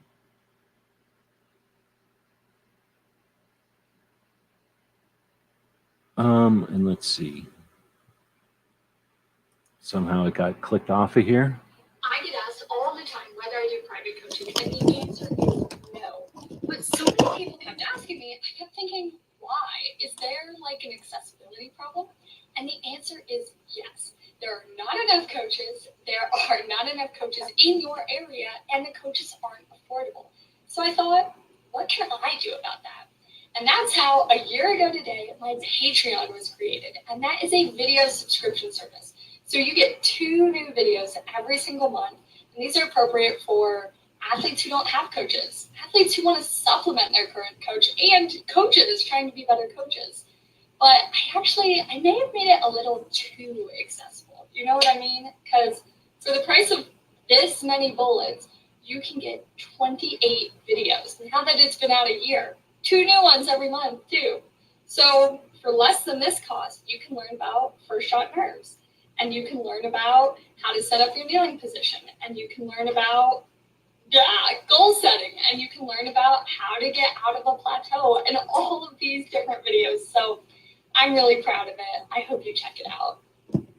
I get asked all the time whether I do private coaching, and the answer is no. So that's Jenny Thrasher, again, Olympic shooter and coach, and using the Patreon and the video and technology and whatever to do what she's talking about. She's accomplishing getting these kids and regular, probably older people too, I imagine, who are striving for Olympic ambition, the ability to get coaching when they don't physically have them nearby or to supplement, as she said. So super neat, super cool that she's using so many levels of tech to accomplish stuff that's often neglected, taken for granted, and not appreciated even when people do realize it's there. So then you got California last night, SB 918, which was blah, blah, blah, and AB whatever. The other one failed. And everybody wins when this stuff fails. And again, without their influence, without their awareness, you know, would they have been able to sneak this stuff through? I don't want to suggest one way or the other. So it's necessary to have this awareness, but how do we get this awareness in a more consistent, like, flex instead of just in intermittent punches, right? How do we keep it a constant pressure? This is Colion Noir talking about the thing failed by just 2 votes. This isn't the video so much, but California response to the Supreme Court's Gavin produced or prioritized is one of more than a dozen bills he requested this year to continue. And then this quote in the LA. So I don't know why I put this one up here, honestly. Maybe I accidentally put that one in there. This one is from Guns for Everyone National, and they've got another edition of, I guess, edition number 4 of the Guns for Everyone Gazette. This is a actual newspaper printed in real paper that gets distributed for free to gun shops and others. But right now, gun shops in Colorado. The goal is to get it distributed more than that. It's been something I've been a champion of for a long time, and I'm hoping to see it prosper. I believe there's some of my stuff in here this month, so I'm looking forward to doing that and having more stuff in the future. If they'll accept it, I'm going to start doing some couple of different things for this thing, and hopefully help get it distributed. I like the idea of having something that's a piece of paper for the gun community, something that again helps us have something in real life to remember the stuff that's going on that isn't just the news of the day, but the stuff that changes that we should be aware of and be able to appreciate and take advantage of and be aware of and be concerned about in 2022. So kind of a cool project. Cape Gunworks, I like to talk about that place because they're putting significant effort into having a gun radio show each week in Massachusetts, right outside of Boston at the Cape, effectively the peninsula of Massachusetts. It's not insignificant, and I think that's a cool thing that they're doing, and it doesn't bring in a bunch of return. It's not something that's a given. It's something that they're doing with intent. So I think it's cool. Looks like they're going to be closed on Labor Day, I imagine, so that their staff can enjoy a day off. And I just thought it was cool because you get this shot of what do you call these signs out by the road that they change all the time. They've got a decent message in it for the people, by the people right now. But it also shows you the shop, and I like seeing fisheye views or whatever these are called. I think that's called wide angle fisheye view of the building. It's kind of neat. So maybe next time, if they took it, I would frame it with this is the side, and then see a little bit more of the building. But whatever. So here, don't listen to this if you're timid or scared or whatever. But D. Moliere is a awesome channel that I found out about from Ed's Manifesto, and super awesome. I mean, take the rest of the listen to the radio shows that are about to happen, and then take the rest of the evening and go listen to their podcast over on YouTube. So this is just some indication of what Mexico is like right now in 2022. So June, July, and now August. So these are the homicides from August 1st to August 31st, 2022. So if you go back in these slides, you'll see each month of this year. But in Mexico, in August this year, 2022, 2,300 homicides, third deadliest month of the year. This wasn't the deadliest month of their year, 2,300 homicides. And they have the audacity to suggest we have an epidemic in the United States of ownership of property. We need to get our radar aligned correctly. We live next to the largest international border on the planet, largest international ground border on the planet, from the tip of Texas over to Tijuana. I don't know how many miles it is. It's a shit ton of miles. We live next to Mexico. We're part of Mexico. Boundaries jump back and forth a billion times. A bunch of people live in both countries. Like, it's our sister country. It's like our country. It's like Canada. 2,300 homicides. And that's not even the most deadly month. Does anybody know that? You listen to that? They don't talk about it on the news, right? Since the beginning of this year, it's recorded 17,766 homicides. It's not a bunch of suicides. However, the actual figures are much higher because the figures only correspond to the instance in which a body is recovered. And if you know anything, I'm not going to get too gruesome, but that's not a given in Mexico. The highest figures, okay, I'm not going to get into that, but then let's take a look at another aspect. And thanks again to D. Moliere, who is the channel that posts this stuff. It's one of the most deadly occupations on the planet Earth in 2022 is to be a reporter in Mexico.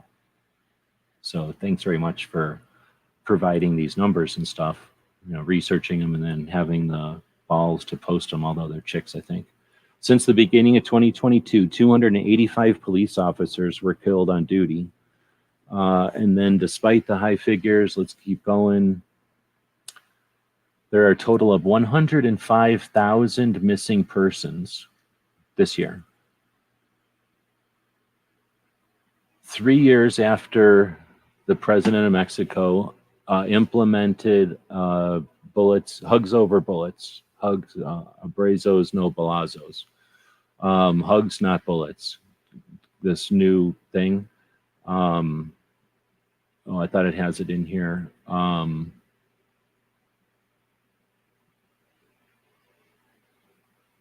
The number of, I don't have it in this one. I'll go look at a different one. They have on some of their posts the number of,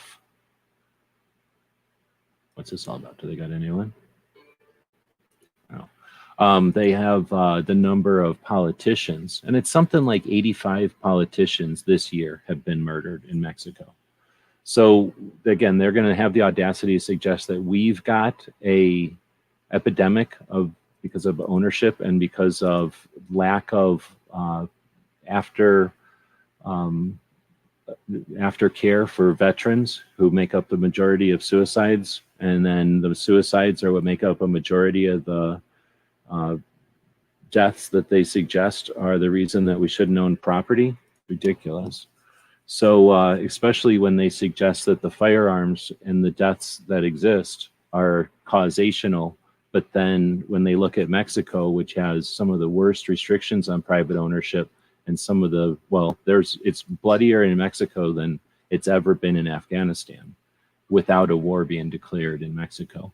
So the fact that they'll ignore Mexico because it doesn't meet their fucking racist standards as being a country, so that they can blow it off and compare us with Switzerland or whatever the shit, it's ridiculous. So we need to get at our values. And when I say that people aren't paying attention to what matters, let's talk about what matters and what's real. And when you start to look at the cartel infrastructure in the United States, and you start using violence against us, you know, the numbers of violence against gun owners, I should say, it's ridiculous. When all it is the more brazen cartels. You know, you think cartels are going to fuck around like street gangs? Street gangs got nothing to do, worry about their hood or their turf or whatever. Kids that once they get old enough either get killed, unfortunately, or get a family and grow out of it and probably try to keep the other kids from being in the gang, or cartels where they're being fed international level size scale threats, families being held hostages, heinous shit. Come on. We're being blind to the big stuff. I can't talk too much about it because we're talking about Instagram here. So it was Every Second Matters this week. Some people posted about it. So what I tried to do is save these posts into two places. I have a couple of different collections. One of them, as you see, is called Every Second Matters.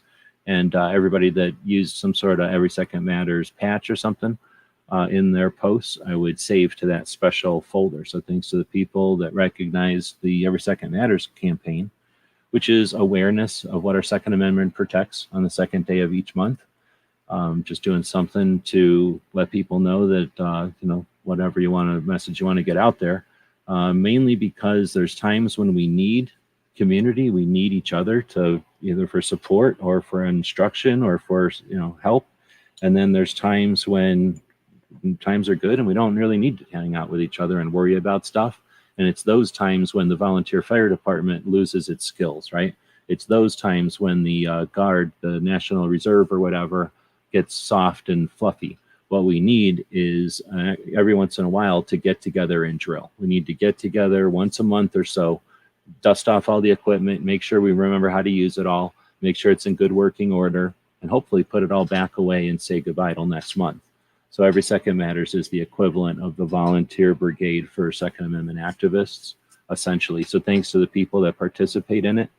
And you can also use it as a barometer and a gauge. When I talk about the cycles, think about how long you've been around and how long you've been aware of Every Second Matters, and the kind of people that see Every Second Matters come up and hang out and find out that awareness and keeping a message, a voice, a channel open for Second Amendment isn't quite what they had in mind, and they just kind of politely never came back again.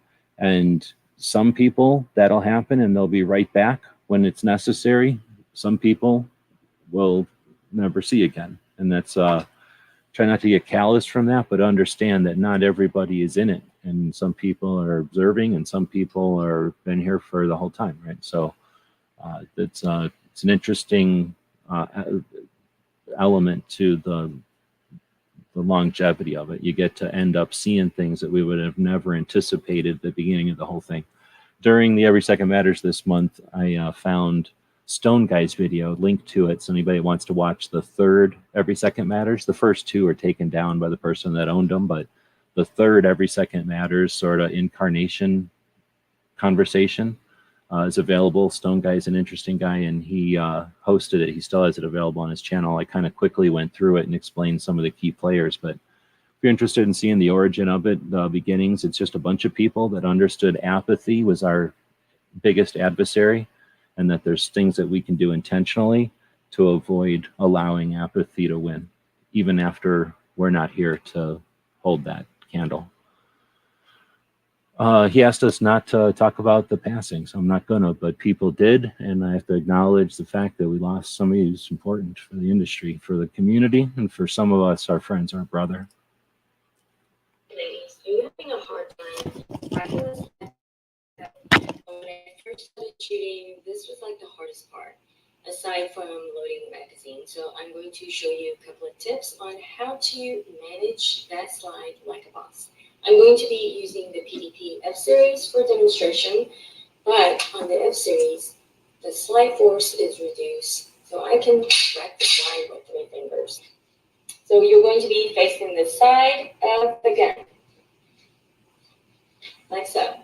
We're going to be using our shoulders, our elbows, and our arms simultaneously. I'm going to, with my offhand, move the slide, push the slide to the rear of the gun. And with my shooting hand, strong hand, I'm going to be pushing forward, just like that. Okay, on the slide, if you look underneath, there is a little notch. So when the slide comes to the back, the slide lock will go right underneath that little groove right there. I'll turn my hand just a little bit like this. So my thumb is right underneath, so I can put a little upward pressure on there. Oh my gosh, she's taking so long. So that's girls explaining to each other how to rack a slide. I used to be able to explain, I used to be able to mansplain that in like moments. And they're not even using the optic to their advantage, which either drives me nuts or is great tactically. But anyway, Armed Women of America used to be called the Well-Armed Women, an organization that offers awareness, instruction, and an infrastructure for females who are not necessarily, I don't think it's so much I guess it is competition. I try to remember them all. It's getting tougher. I'm getting old. So it's an infrastructure for ladies, though, who want to have female-based instruction, female focus when they want to talk about their boobs or whatever they do, you know, without guys around.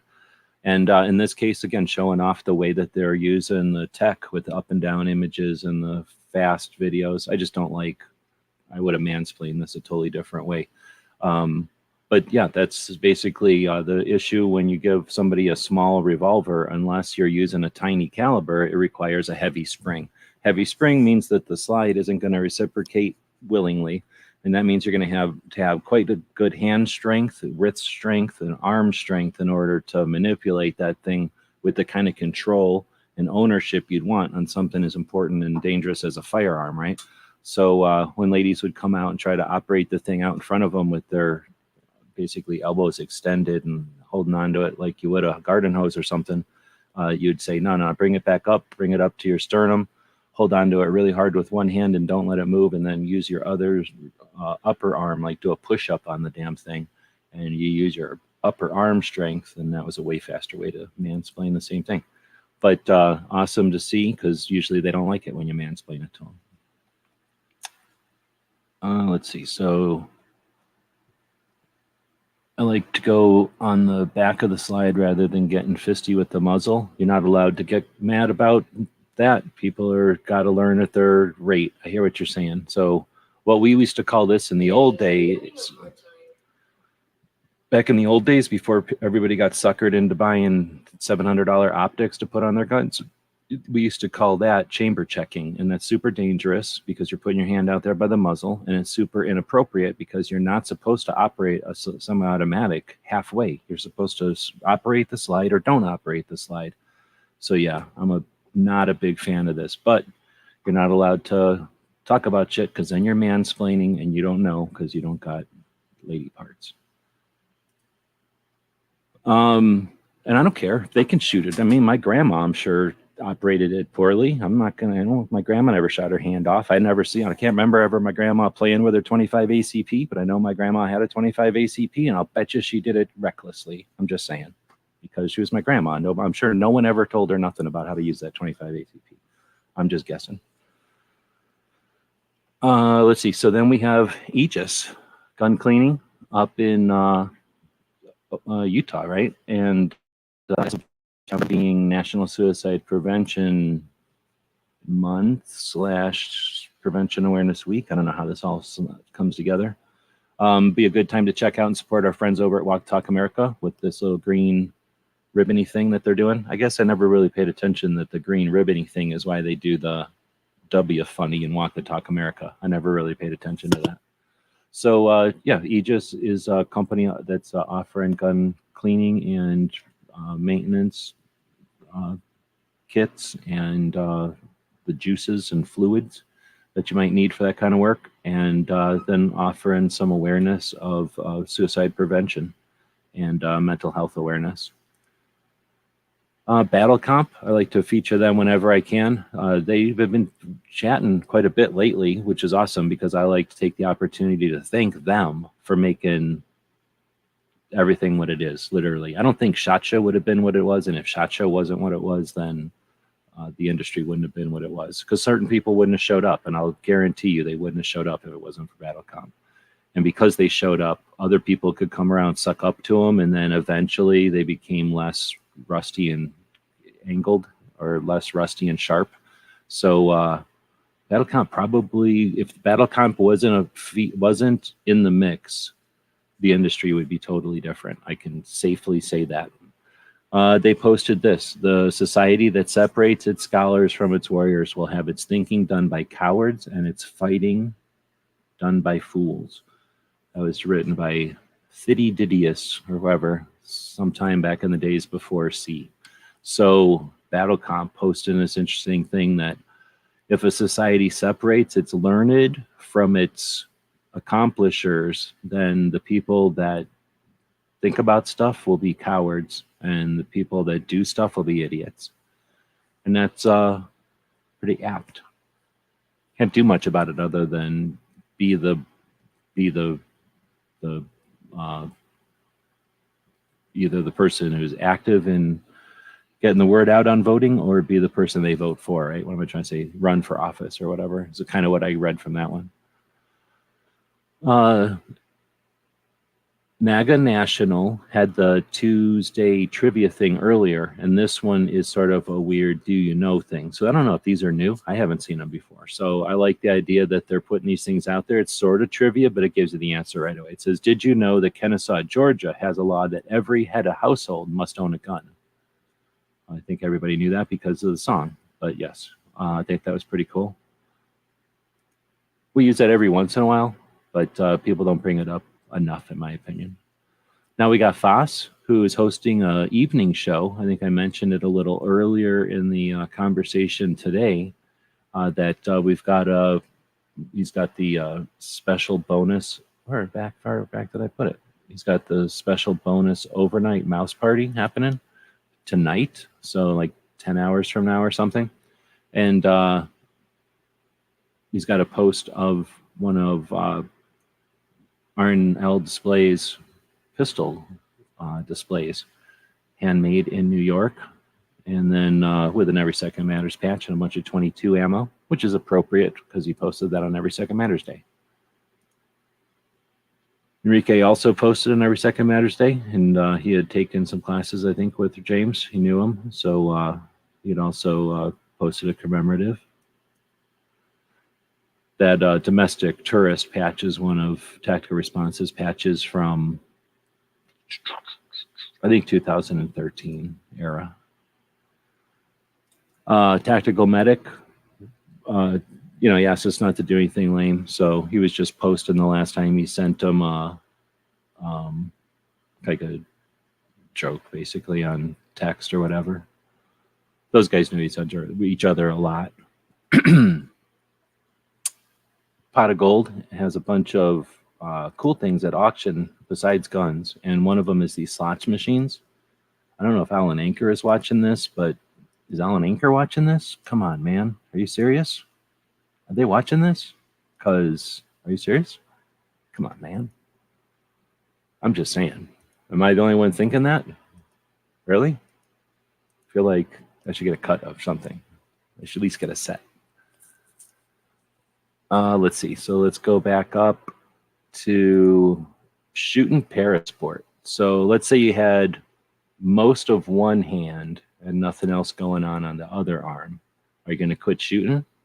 One leg and then a stump? From what I understand, having them stumps is pretty lame. A lot of times they anchor into your vertebrae, and your vertebrae ain't used to having things touch the ground or whatever. It's used to having meat between it and the ground. So there's an up and down video.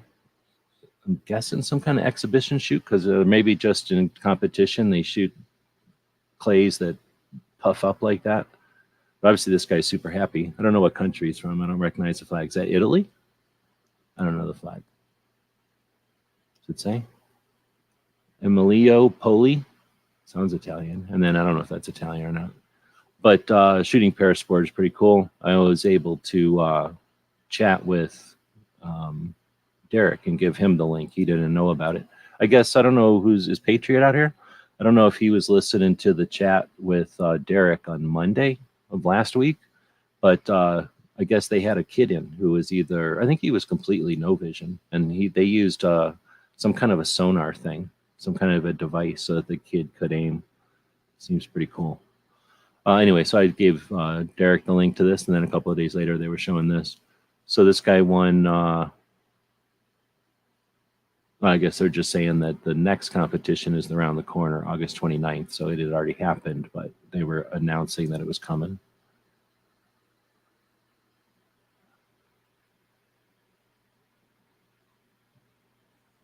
How long does it take for someone to figure out offhand index finger on the trigger guard? Always comes off. I know what you mean.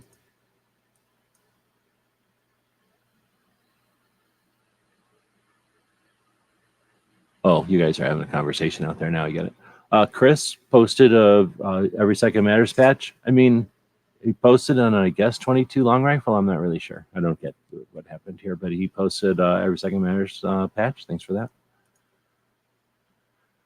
And then Sharon was posting of this book that she's got written by J. Edgar Hoover, but then given to her dad by J. Edgar Hoover and signed by J. Edgar Hoover in 1961. So that seems pretty cool.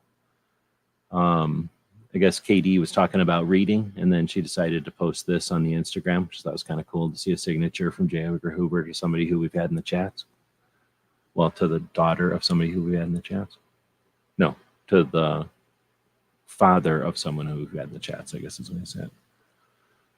All right, so Stanford Internet Research Company revealed that Facebook, Instagram, WhatsApp, and these other ones, are YouTube and Twitter, have concluded a 5-year PSYOP program that promoted the views and values and goals of the U.S. while countering the interests of Russia, China, and Iran.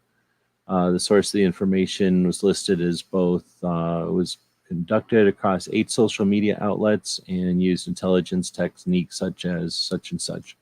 So it's interesting because this brief comes out, or this news leak, whatever you want to call this, item of data comes out, and it says that it's awareness from our side that we were filtering data to influence U.S. over China. When I listened to an interview the other day where somebody was talking about how China intentionally will do the opposite. They'll go over and talk about how great China is. And I can tell you, I've seen lots of cool stuff about how cool China is. So I've definitely seen the stuff about how cool China is. And then at the same time, they'll filter it so that we're only seeing how chaotic and shitty it is here, how much we hate each other and how much we're about to be in civil war. So if we've got people who are stupid enough to listen to the Chinese and go, oh, well, we must be at civil war because the internet says so. Well, scrutinize the internet. Is it being actual people talking about it? Or is it the Chinese pumping out that data and a certain amount of people are just talking about what's in front of them? So it's interesting. So I'm not saying any of these sources of data are accurate or conclusive or should be listened to, but understanding that there's multiple players in the game, and when they've got ability to influence the amount and kind of flavor of the news that we see, they don't get to adjust the billboards that we see. They don't get to adjust the conversations we have in real life. They can't adjust, what's on the shelves at the store. They can't, and what is on the shelves. I mean, I always hear these shortage shit. Unless Tucson's separate than the whole rest of the country, there's like some items that aren't there, but the rest, nobody's dying of starvation anywhere. So, what's on the shelves and what isn't on the shelves is what's something that you can determine. And there's nothing stopping you from updating with your social, right, with your place online, what it's like for your circumstance. And that's real data. And that's why I value the live conversations when somebody like Single Shot, who some of you know who I'm talking about, some of you don't know who I'm talking about. When Single Shot tells me what's happening at truck stops, I'm pretty sure he ain't an FBI plant giving us some kind of programming about what's happening at truck stops. When somebody in a part of the country tells us about what it's like in that part of the country, we know what it's like pretty close from a person in that part of the country, as opposed to something that's filtered by a Chinese logarithm that intends to make us stress out on each other. So just understanding that there's those players in the game, and we have the opportunity to choose where and when we get our information. Start choosing when and where you get your information, and offer real information for others to choose to find. We don't have to watch the internet happen in front of us. In fact, we fail. The things that we're losing, or the ways that we lose, are because of that complacency, apathy, and lack of interaction. So I don't know if you'll want to follow this gray man brief. I'm not paying for it. I've been on the fence. I'm not 100% on it yet, but I do follow their free stuff. Solar Systems is authentic and awesome, and the people that are authentic and awesome can give you a barometer of how real that man was. Cape Gunworks does their coffee shop / mobile food truck at their own location occasionally. So that's where, or I guess, and they also go off and do stuff. So this day they were at the Cape Cod Mall offering homemade lunches and their coffee. They're hooked up with, I think, Jared's Coffee Company. So not only are they out there in front of their own store, but because it's a food truck, they can take it out and go to other locations and have, a bit of the Second Amendment, a bit of gun culture in with the other ones. And it's obviously not obnoxious. It's not like in your face or whatever. Oh, see, we have to have we can test them by asking about certain roads or whatever. An FBI agent would never know about the conditions of certain roads. All right, so then next one is, how close are we on the nothing? Oh no, Play Society might not even be doing it this weekend. I think he said something about taking the weekend off or something. So maybe they're not going to do a show. Come and Talk It is the other one that should be starting at some point.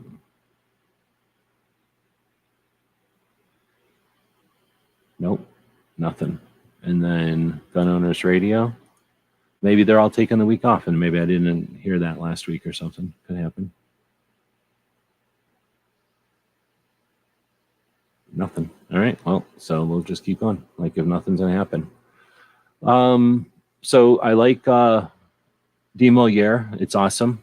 Good information, well presented, freaking awesome, actually.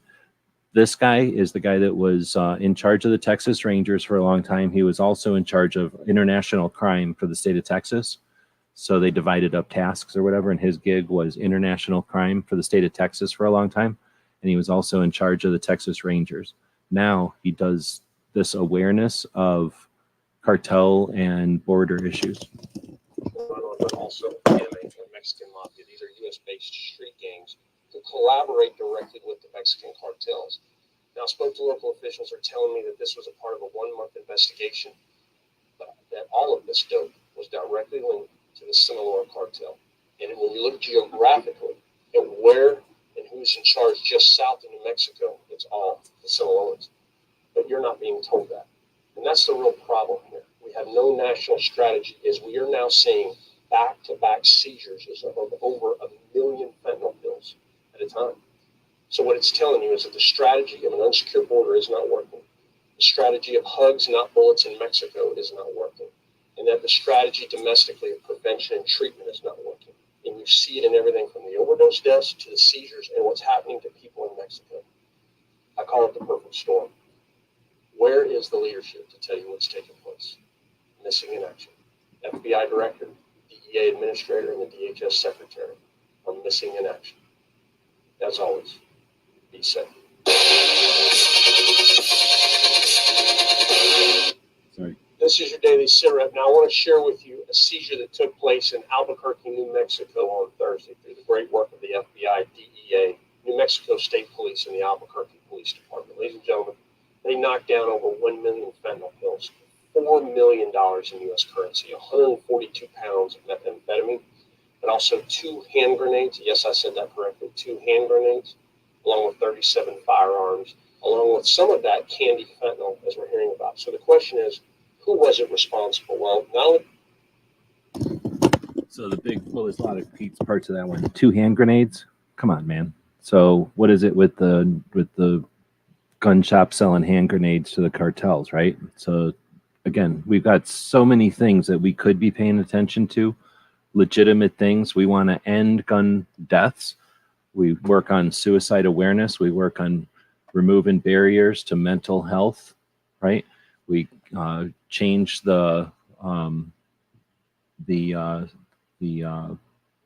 what's the word? Like we change the culture on understanding of mental health awareness, and we bring it into the discussion. We champion the successes, and we understand and we learn from our failures, and we do that with whichever of the antis are willing to jump ship on the narrative, on the old stale narrative that our property is the problem, and instead want to work with us on saving the people who make a poor decision for a moment, right? And we alleviate the causes of those kind of stress and conditions that create that kind of decisions, and then focus on these kind of actual situations that are really, what's the word? Like, though they are existing, they're not even, it's brewing. They are ravaging the country south of us.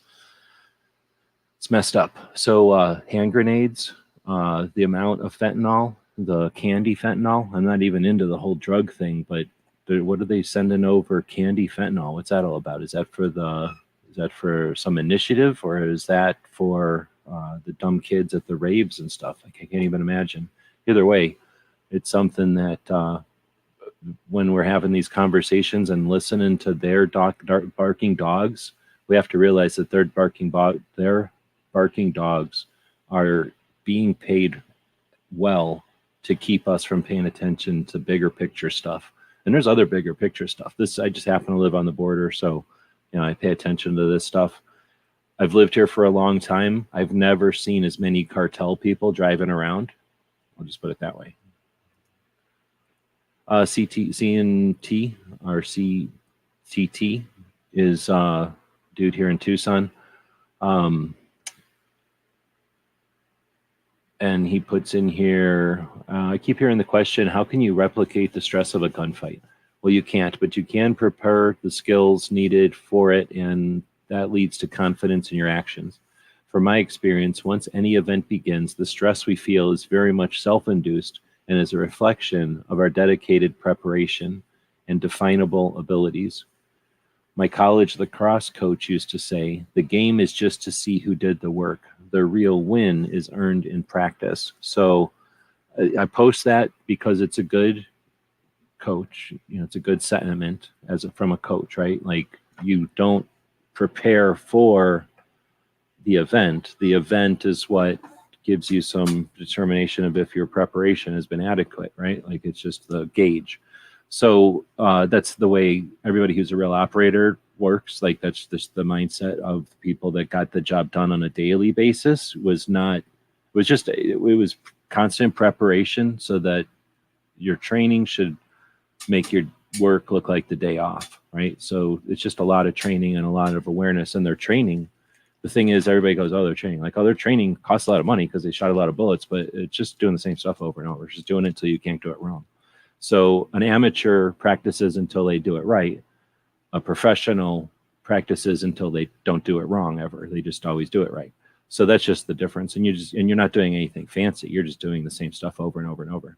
So anyway, I just think this was neat and an example that there's not some magic. It's just the same kind of inspirational stuff a coach would tell you, or a parent or somebody who's just trying to, or an older brother or something. It's just something to give you some direction and some it applies to so much. So all right, so that's that one. OG Pumpkin had 2 podcasts go up. I can't recommend enough. Check them out. They're interesting. They give you more scope on what's going on out there. He's raw. I mean, he literally tells you what's going on. So if you're a content creator, if you're a small business, you're going to appreciate the insight, the real insight numbers and stuff they get into. Like they don't even care anymore. So it's interesting to hear people that are just completely laying it out there. And I can't wait to see how much they succeed. A lot of stuff been going on. It's been like a month or something, or 6 months since they did a podcast. And they talk about the interim and the reasons for that and what's on the future. And again, these are people in Southern California who had interesting stories, went into the military, had interesting stories, transitioned out into civilian life, had interesting stories, had successes, and were able to create businesses based on their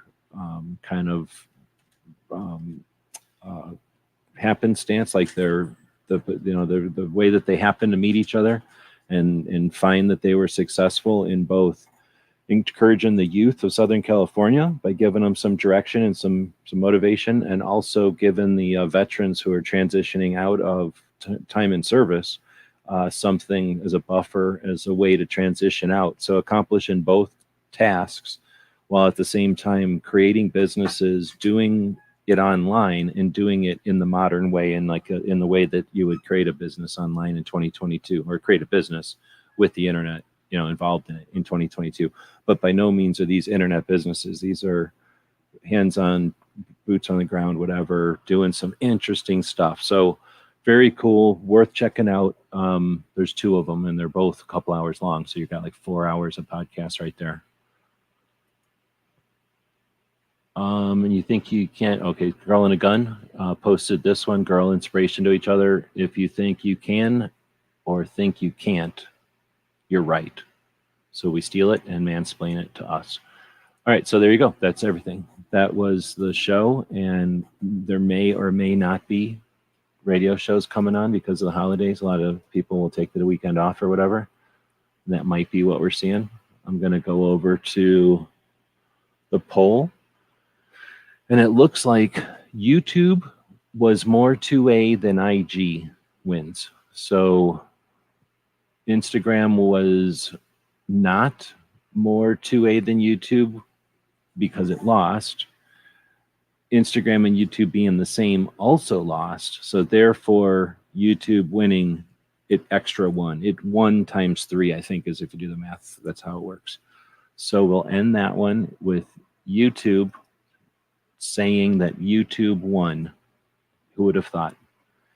I thought it was a decent week on Instagram. Wasn't the best week ever. Not that much went on. What we did do is we rested in apathy, and we watched Smith & Wesson make the same gun again in metal, which happened, and everyone was excited that it happened. Also, a company that has shit on the industry in their own state, and then instead of doing something to change that or to make good from that, they simply hire people who don't care or didn't exist when it took place, and then double down on that every single time they come out with a product to sell people.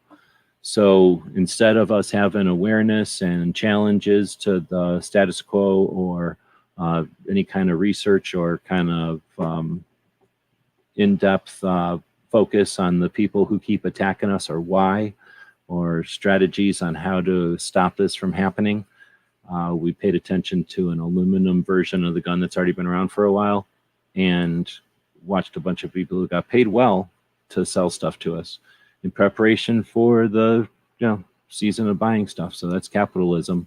We either can take time off and let 2A happen to us while capitalism happens during Christmas. We can get used to doing more than one thing at a time. We can demand that from the industry. We can allow whatever it is from the industry.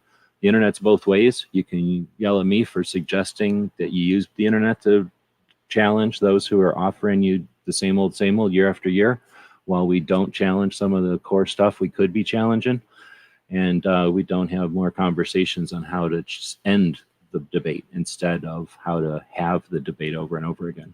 I'll continue to challenge you with this show because that's what it's all about. Getting people from one platform to the other isn't really the goal. It's really just to focus on some of the stuff that's happening over there, some of the messages in a format that lets me do it kind of as easily as possible with the people that are watching here with the StreamYard thing that we're using. So let's see. History and tradition. Let's call it the New York State Rifle and Pistol Association decision. History and tradition are what the chances of brace get freedom. Muzzle-loading pistols with detachable stocks was a thing. If that's a question, I believe that what we'll see is challenges, yes. I hope that we'll see bigger bites, bigger things than nibbles, but we'll definitely see nibbles to the challenges or the infringements that are out there.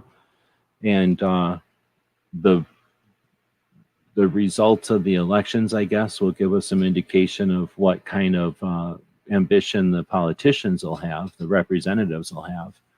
And then we'll see 2 years of weirdness, one way or the other. And then we'll see a national election get really weird again. And let's not forget the amount of money. I can give you a little bit of insight in a different show. I guess this isn't the show to do it, but there's a lot of money that happens in the election years. I forgot about it because I had turned off money for a while on this channel. But when I turned on money at the end of the election year, it went immediately off those charts. And I was like, oh shit, there's money on YouTube. And then I remembered that that's the trickle. I saw the trickle of the end of the election cycle money. So you're going to see a lot of people come back to YouTube during the election cycle. There's just money pouring out of every corner of YouTube during that time. So almost anything you put on YouTube will get election money on it. And that's where we'll either see just people there to put out their sheets to collect the election money, or we'll see people put out sheets to collect the wind and get some headway. I'd like to see us get organized and get some headway, or at least get some leadership to give us some directions, and then see people choose to take those directions. Either way, it'll be an interesting time for the next couple of years or so. But I don't know if, to answer the question, with the new decision and the new requirements, what are the chances of braces get laid off on? I hope that the braces do what they're supposed to do and become a vector to remove the NFA. So I won't be satisfied until we see national level direction. Somebody at a national level say, let's go get the NFA. And then I'm curious to see the different ways, the different paths that different places will take in order to do that. I don't know if there's no person, we don't have like an Elvis to get up and just point for us so that we all go, hell yeah, I'm going to do what Elvis said. Instead, it'll probably be it'll kind of become obvious that, the NFA is crippled and we're going to be able to get it. And like a bunch of wolves, we'll all start jumping on it from different angles. And somewhere in there, the braces will be challenged based on, what's the word? It's a challenge to the NFA based on the, what's that called? The fact that so many braces have existed for so long. So, the braces exist to show that shouldered short rifles aren't dangerous. The same as AR-15s show that assault rifles can't be dangerous. There's too many of them in the hands of too many people. If they were dangerous, we would be dead. We would all be extinct. They're not dangerous. The fact that they're in so many people's hands with no training at all shows us that they're not dangerous at all, and that it's just delusion that they're dangerous, and it's a misinterpretation of the facts, or it's an intentional deception that firearms are dangerous. Education solves that. Awareness solves that. The DC Project is creating awareness at the the level of the representatives, but also at the national level, training each other. Those ladies train each other. The Girl in a Gun Project brings 600 something ladies together who are instructors. Those aren't ladies who are end users. Those are ladies that go back to their areas, their counties and their cities and their towns, and they instruct other ladies. They're teachers. So 600 instructors get together with just Girl in a Gun. And then you got the Armed Women of America, who inspire each other and have competitions and have an infrastructure and have meetings online, and they have a portion of their attention is to Second Amendment advocacy. So once those ladies have to exercise a little bit, like figure out what they got, what they're capable of, and once they figure out that they don't want their children going to the range when they could be going to the range with suppressors, a suppressor makes a handgun longer, makes it a foot longer. It makes it quiet, hearing safe, and it gives you a visual indicator of what direction the muzzle is pointed in on a gun that's typically small enough to be an issue, a concern with a new shooter or a small shooter or a shooter who's unfamiliar with the consequences of muzzle direction. So a big orange suppressor on the front of a 22 is exactly what should be on the front of every young person's, inexperienced young person's 22, right? Once they get experience, then of course not. But just like training wheels. So once you tell a bunch of moms that they can't put big orange sound suppressors, hearing safe indicators of which direction their kids' muzzles are pointed in while they're learning, it's ridiculous. So the NFA is gone. It's gone. Once you tell ladies that they can't have a stupid 9mm, stupid AR, stupid pistol with a stupid stock, or a stupid Glockaroni and a stupid thing with a stock, or a stupid, what's that other thing called? The Chris Vector, right? All these dumb guns that people like. You tell some mom she can't have that? Come on, man. So NFA's on its last stand. Instead of complaining every time the dog barks or laughing at you know what it is? It's like a dog barks. It's where, we got a direction. We're going downtown to get rid of the NFA. And there's a bunch of people that are walking with us. And as we're walking down the street, kind of not like a gang, more like an enthusiastic group of people that are united in the interest in walking downtown to get rid of the NFA. There's a bunch of people that are pretty much lazy. They don't want to walk all the way downtown. They know they're going to make $20, but they'd rather make their $20 before the next block so they can go back to wherever it is they came from. So they don't really want to walk all the way downtown just to make $20. And the rest of us are just walking downtown because we want to see the NFA get removed, right? So these people that are like, hey, I'd rather get my $20 now, they're going to look at the first dog that's out there and they're going to go, look, this dog was sent out to get us. Is it really out to get us, or is it just a dog tied up in the yard? You be the judge. But what they're going to do is stand right outside the chain link of that dog, and they're going to go, look, that dog can't bite me. Look at how this dog wants to bite me. This dog is out to get us, and it can't get us because I'm standing here. And then some people are going to go right on and give them $20, and they're gone. They're out of there. Some people are going to do that over and over and over as we walk downtown. And then other people are going to be there when we get downtown and are going to accomplish some shit. But those people probably didn't stand around at every little dog and take a picture, every little dog, and put their hand out, every little dog, and make a new little t-shirt about it. So as a group, and as more people get into this cool gang that we got going on, as we're walking downtown together with, as more people get into that group, that loose association of people that aren't a militia or a gang, I guess, as we're walking together, we're going to figure out that there's certain people that's their whole game. Like, hey, I'm going to jump over and make a couple of bucks talking about this dog. Hey, I'm going to jump over and make fun of this dog. And then they hopefully will, as a tendency of people once they figure that stuff out, is they just quit paying attention to them and they keep walking. So right now, I think that's where we're at. We've got some momentum. We're walking downtown. We all know we want to get rid of that NFA. Some people are just jumping in because, hey, look at all them cool people walking downtown. I'm going with them. Where are we going? And then once we tell them, they're like, oh, the NFA? I don't want to walk that far. I'm going to jump out over here and eat lunch. But, they walked with us for a while. And then other people are like, oh, hell yeah, I didn't know there was other people that wanted to get rid of the NFA too. I'm here with you. I'm going to call somebody on my cell phone and they're going to come with us too, right? So thanks to the people that are walking. Thanks to the people that are willing to jump in and walk for a while. Some of the people are just standing there throwing water at us or orange juice or something. And then, those people that are going to make t-shirt money and make a couple of bucks every time a dog barks at us, that's going to happen. That's capitalism. Sometimes it's entertaining. Sometimes you need a t-shirt anyway. So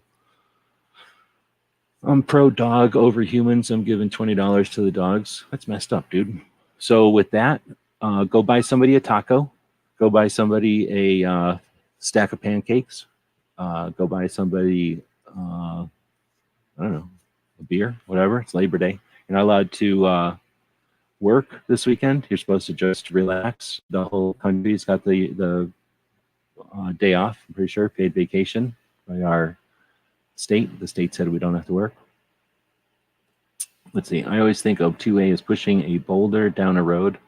I want to push at 10 miles. Some people want to push at 2 miles.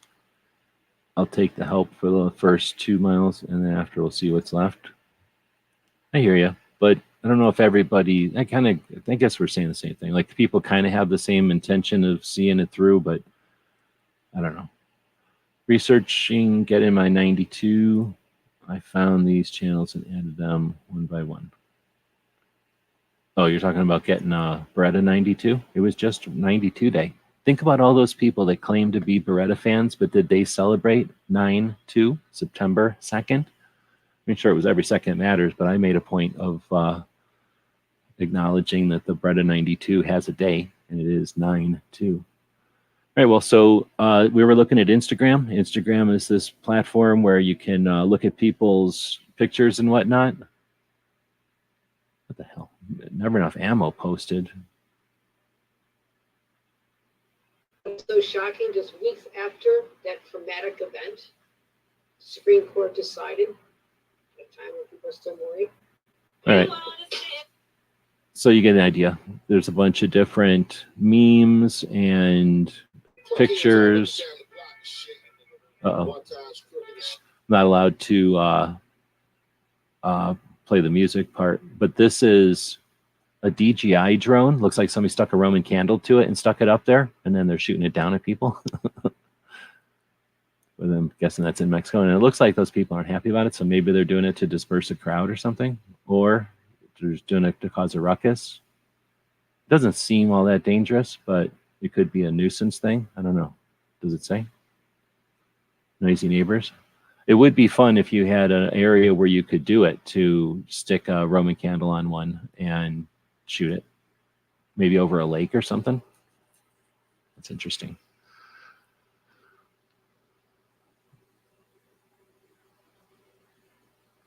Let's see, researching, and then April 5th is 45 day. See, there you go.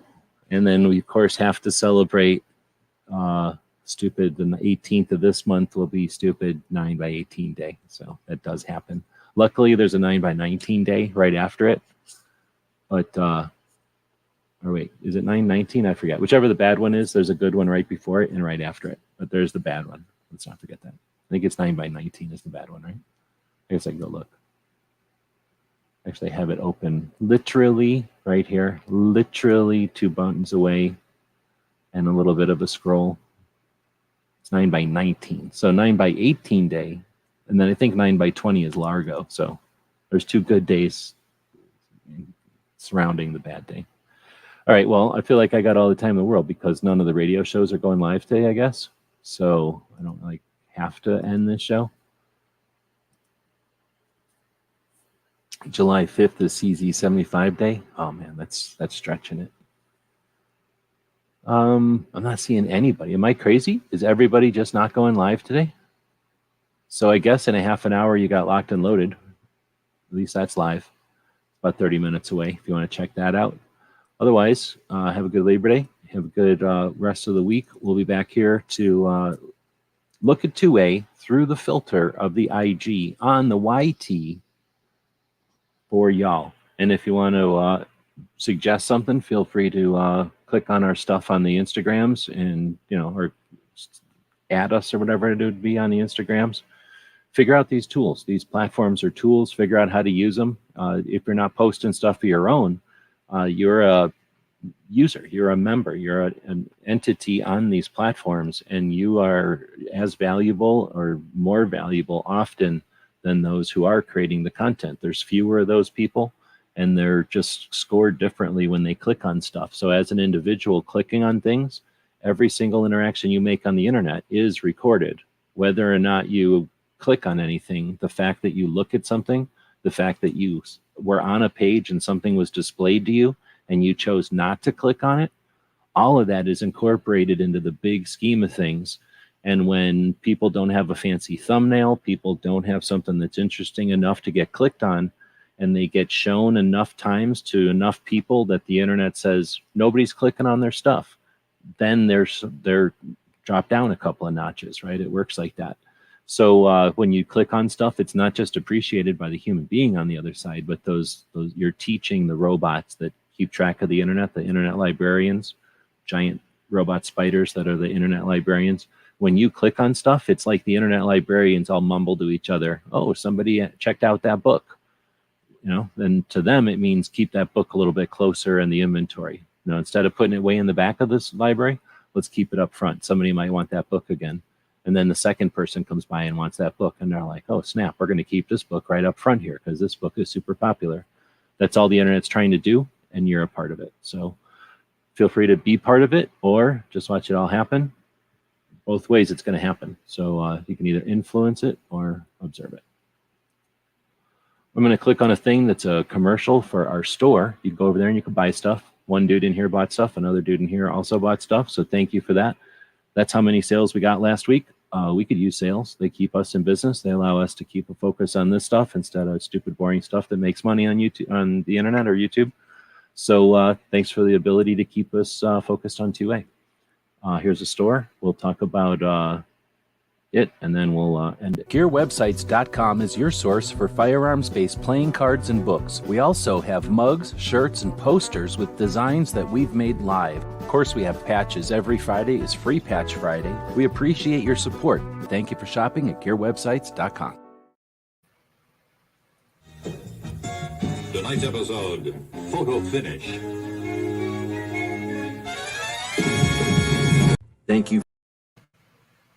Thank you for supporting our projects. If you'd like to buy us a cup of coffee, check out our Patreon channel. The guys and gals at gunwebsites.com encourage you to take a CCW class every year, practice at least once a month, and carry every day. Thank you for watching gunwebsites.com. Do do do do do do do do.